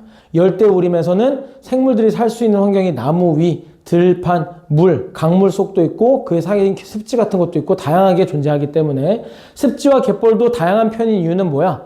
육생과 수생이 공존할 수 있기 때문에. 사막이나 그냥 일반적인 초원 이런 데는 굉장히 한정적이죠. 이런 차이가 있다는 거. 그러면 33페이지, 34페이지도 끝났습니다. 자, 생물 다양성의 중요성 이름만 딱 들어봐도 도덕 같은 문제지. 그래서 쭉 읽어보면 의식 주제로 의약품 원료 제공, 에너지 생산 및 사회적, 심리적 가치 이렇게 돼 있는데 간단하게 필요한 것들만 정리를 해볼게요. 뭐부터 나와 있냐면 의식주 재료 적용이라고 했어요. 의식주. 자주 나오는 것만 쓸게요. 의식주. 먼저 목화. 목화로 뭘 뽑아? 면. 되겠죠? 또 뭐 있어? 삼배나 모시 같은 것들도 있죠? 삼배나 모시. 이런 거보다는 뭐가 더 자주 난다? 누에고치. 누에고치로부터 뭘 뽑아? 비단. 그래서 자주 나오는 것은 요놈이랑 요놈이 자주 나옵니다. 오케이? 사실은 폴리에스터 같은 어떤 석유화학도 생태계와 관련이 전혀 없지는 않은데 보통 이 생물에서 뽑아내는 것을 얘기하기 때문에 참고로 누에고치는 어떻게 되냐면 이런 누에 아파트 같은 게 있어. 박스, 종이 박스 같은 걸로 이런 걸 짜. 그럼 누에들이 여기 기어다니면서 살아. 기어다니면서 살다가 나중에 고치 지을 때가 되면은 여기다가 이제 매달아. 여기다가 자기 고치를 고정을 해. 하고 이게 고치 둘둘둘둘 말아. 그럼 이거를 이제 다 뜯어. 하나하나 뜯어서 물에다 푹 삶아. 그러면 실이 막 풀린단 말이야. 풀린 거 싹 감아가지고 비단으로 만들고 남은 거 번데기로 만드는 거야. 오케이? 이런 겁니다. 그래서 누에 고치로 비단 만드는 거. 자, 의했다. 식. 방금 번데기 얘기 나왔네. 식. 그지? 주식은 아니지만. 쌀도 있고 여러 가지가 있죠? 그래서 요거는 더 언급을 안 할게. 과일도 있고 쌀도 있고 등등등 있으니까. 너무 쉽죠? 자, 주. 주에도 나무 같은 것들 있잖아? 그래서 요것도 그냥 그렇게 보시면 되겠고. 자, 시험에 나왔을 때 너희가 당황할 것만은 여기 딱 하나 있어. 누구냐면 의약품이야, 의약품. 빈도가 높고 중요해서가 아니라 다른 것들은 너네가 보면 알아요. 그지? 보면 알아. 식도 알아. 주도 알아. 근데 의약품은 좀 생소할 수 있어. 그래서 한 두세 가지만 알아놓자. 먼저 페니실린. 그리고 아스피린. 그리고 부수적으로 무슨 똥머시기랑 뭐 항생제 뭐 이런 것들도 있는데 가장 핵심적인 건 요 두 가지. 자, 아스피린이라고 하는 것은 진통해열제입니다. 자, 이렇게 엮어서 알아놔. 사슬처럼 아스피린, 진통해열제. 진통해열제. 어디서 얻었다? 버드나무 껍질. 에서 얻는다. 되겠죠? 자, 페니실린은 뭐다? 항생제다. 어디서 얻는다? 푸른 곰팡이.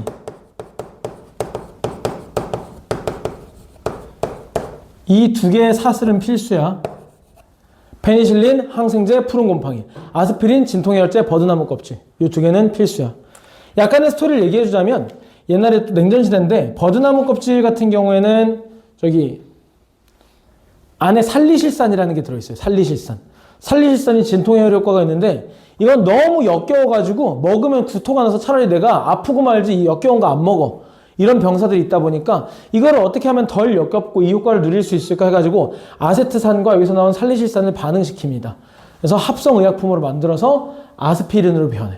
이렇게 이 아스피린은 그래서 최초의 합성의약품이라고 나중에 화학에 올라가면 배우게 될 거고. 자, 페니실린은 뭐냐? 최초의 항생제. 전체 의약품 중에서 최초는 아스피린인데 여러 가지 항생제 중에 최초는 페니실린이야. 그래서 항생제를 만드는데 푸른 곰팡이에서 추출한 걸로 페니실린을 만든다. 되겠지? 이 두 가지는 좀 필수로 알아두고 나머지는 학교에서 언급해 주시는 것만 외우면 돼요. 항생제, 그러니까 항암제 같은 것들도 있는데 여기에 심장병 치료제가 되는 디기탈리스. 이름 되게 이상하지? 그리고 해열진통제 또 다른 것도 있죠. 조팝나무. 이름이 되게 이상한데 해열진통제의 원료가 되는 조팝나무도 있고 심장병 치료제 디기탈리스도 있고 등등등 있습니다. 필수적인 거는 아스피린과 페니실린은 꼭 알아두도록 합시다. 되겠죠? 나머지는 무슨 심미적 같이 나오는 것도 옥수수, 효모, 생태계 등등 있는데 이건 역시 그냥 시험기간 전날에만 한 번씩 보면 되는 수준입니다. 되겠죠? 그 다음에 파괴의 원인 볼게. 파괴 원인. 여기서 또 몇 문제가 나와요. 가장 많이 나오는 것은 두 가지 정도.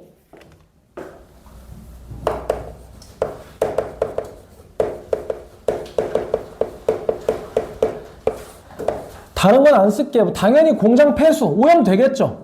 그지? 산불, 오염 되겠죠. 그지? 그래서 크게 두 가지로 나누면 인간에 의한 것과 자연에 의한 거. 인간에 의한 거부터 인간에 의한 거. 인간에 의한 거는 공장 폐수 이런 건 안 쓰고 딱 두 가지만 쓸게. 나머지 읽어보면 알 테니까. 첫 번째, 서식지 단편화.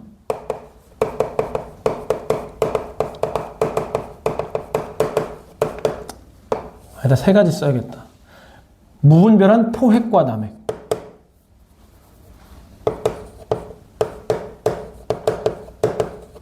그 다음에 외래종. 나머지는 그냥 읽어보시고 이것만 한번 보자. 서식지 단편화라는 것은 뭐냐? 일편단심할 때 편이 무슨 뜻인 줄 알아?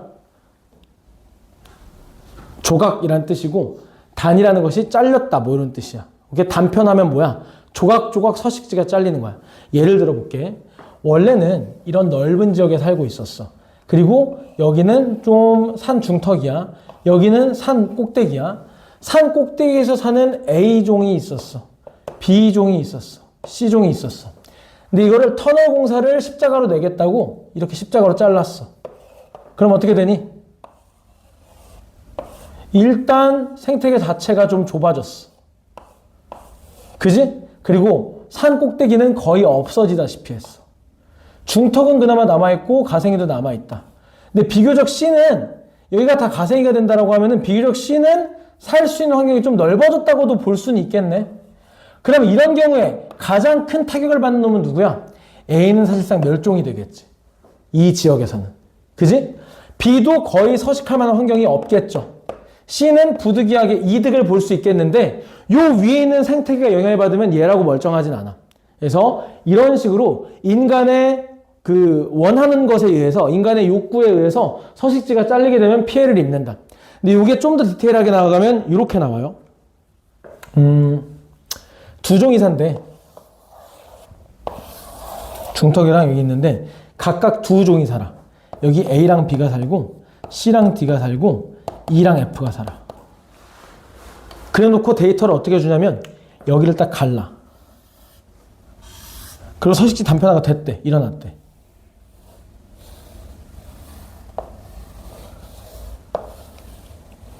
서식지 단편화가 일어났대. 이때 이 F 중에서 E는 살아남았대. F는 죽었대. C는 살아남았대. D는 멸종됐대. A는 살아남았대. B는 멸종됐대. 그럼 뭔 차이가 있을까? 그냥 운 아니야? 라고 생각할 수 있는데 여기서 문제에서 같은 서식지에 사는데 누구는 살고 누구는 죽었다. 누구는 버티지 못했다.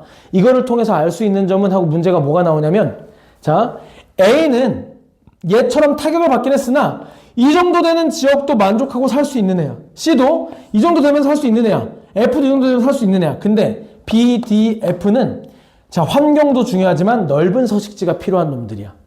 오케이? 그래서 보기에 이렇게 나와. B는 A에 비해 넓은 서식지를 필요로 한다. 이러면 동그라미 치면 돼. 이런 것까지 나올 수 있어. 추론하는 문제인데 학교에서 이런 것까지 언급을 안 해주거든. 그래서 추론하라고 안 알려준 건데 추론도 가능해요. 하지만 언급해줬으니까 나중에 나오면 알면 돼. 자, 여기서 C는 살았는데 D는 죽었다. 그럼 어떻게 하면 돼? D는 비교적 넓은 환경이 필요한데 C는 환경만 만족되면 되는구나.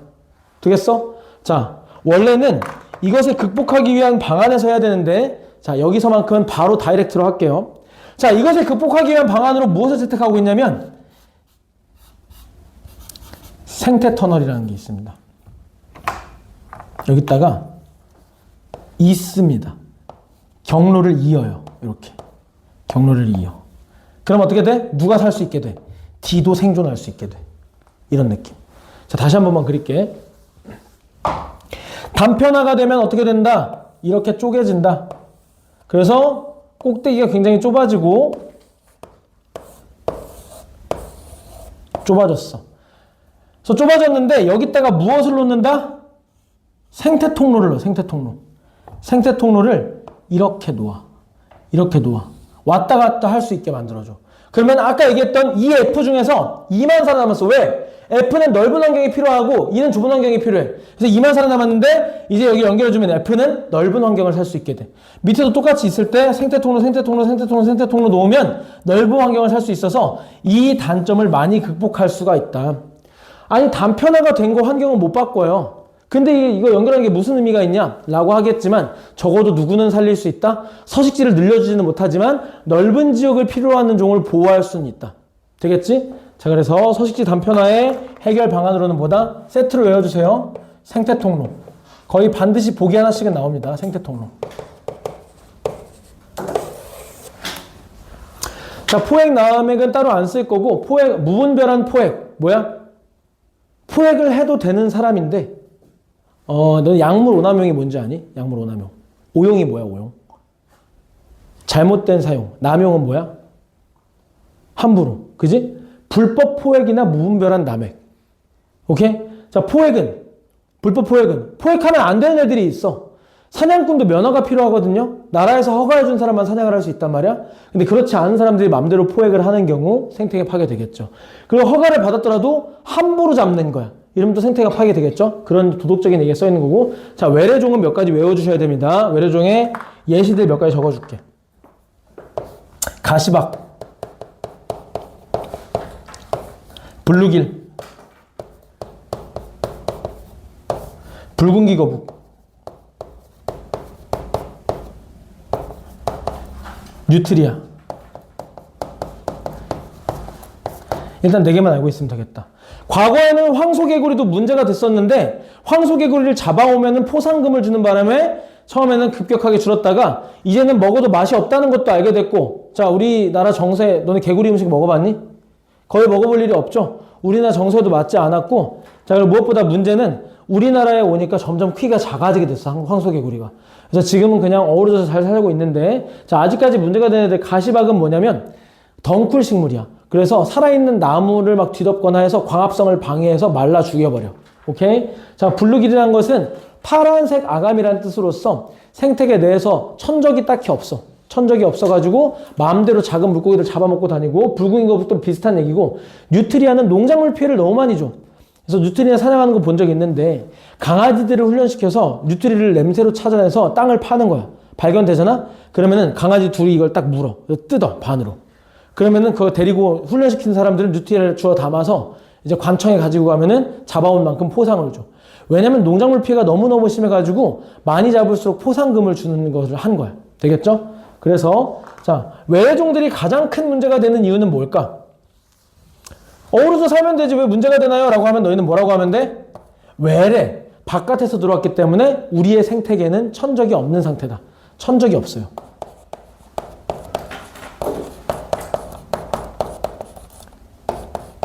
개체수 컨트롤이 안 돼. 그리고 이 뉴트리아는 농작물 피해가 심합니다. 가시박도 천적이라고 하기 뭐하죠? 그래서 얘는 나무를 말라 죽여버려.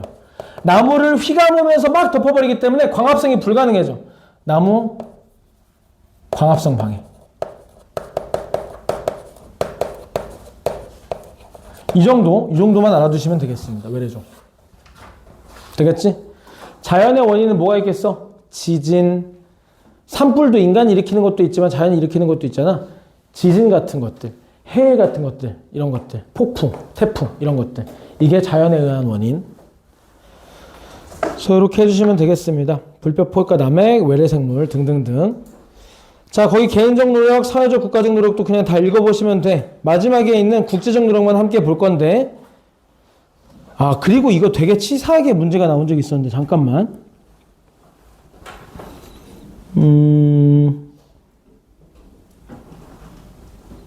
여기는 안 나와 있네.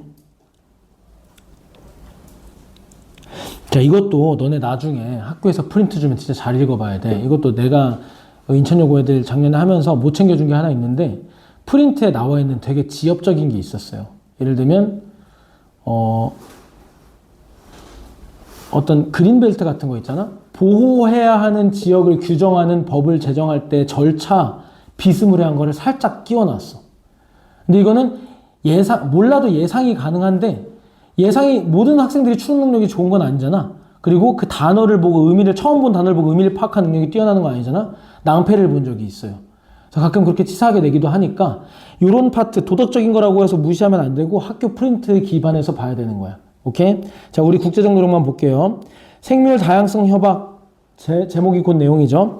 람사르 협약, 이런 건 외워줘야 돼. 보시면 알겠지만 생물 다양성 협약, 람사르 협약, 멸종위기에 처한 야생동물 국제거래에 대한 협약, 이동성 야생동물 보호 협약, 이런 것들 다 뭐야? 제목이 곧 내용이야. 제목을 보면 뭘 하겠다는 건지 알 수 있어. 근데 제목을 봐도 뭔 내용인지 모르겠는 게 2개가 보이거든요. 첫 번째 람사르 협약. 자, 오른쪽에 보면은 런던 협약 2가지가 있어요. 다른 건 다 이름 보면 알겠거든? 근데 람사르 협약과 런던 협약만 뭔지 알아둡시다. 람사르 뭐야? 물새 서식지, 습지 보호 협약이라고 하면 돼. 물새랑 습지 보호, 이 2가지 키워드를 기억해 주시면 되겠고, 런던은 해양 오염 방지야. 되겠어? 다른 것들은 이름 읽으면 알잖아. 사막화 방지, 생물 다양성, 이동성 야생동물 보호 협약 다 아는데, 자, 물론 영어 약자는 외울 필요 없어요. 람사르만 런던만 뭔지 외워두도록 합시다. 되겠죠? 여기는 같이 볼 내용이 없어서요. 자, 한 가지만 볼게. 한 가지만. 내가 아까 언급했던 거.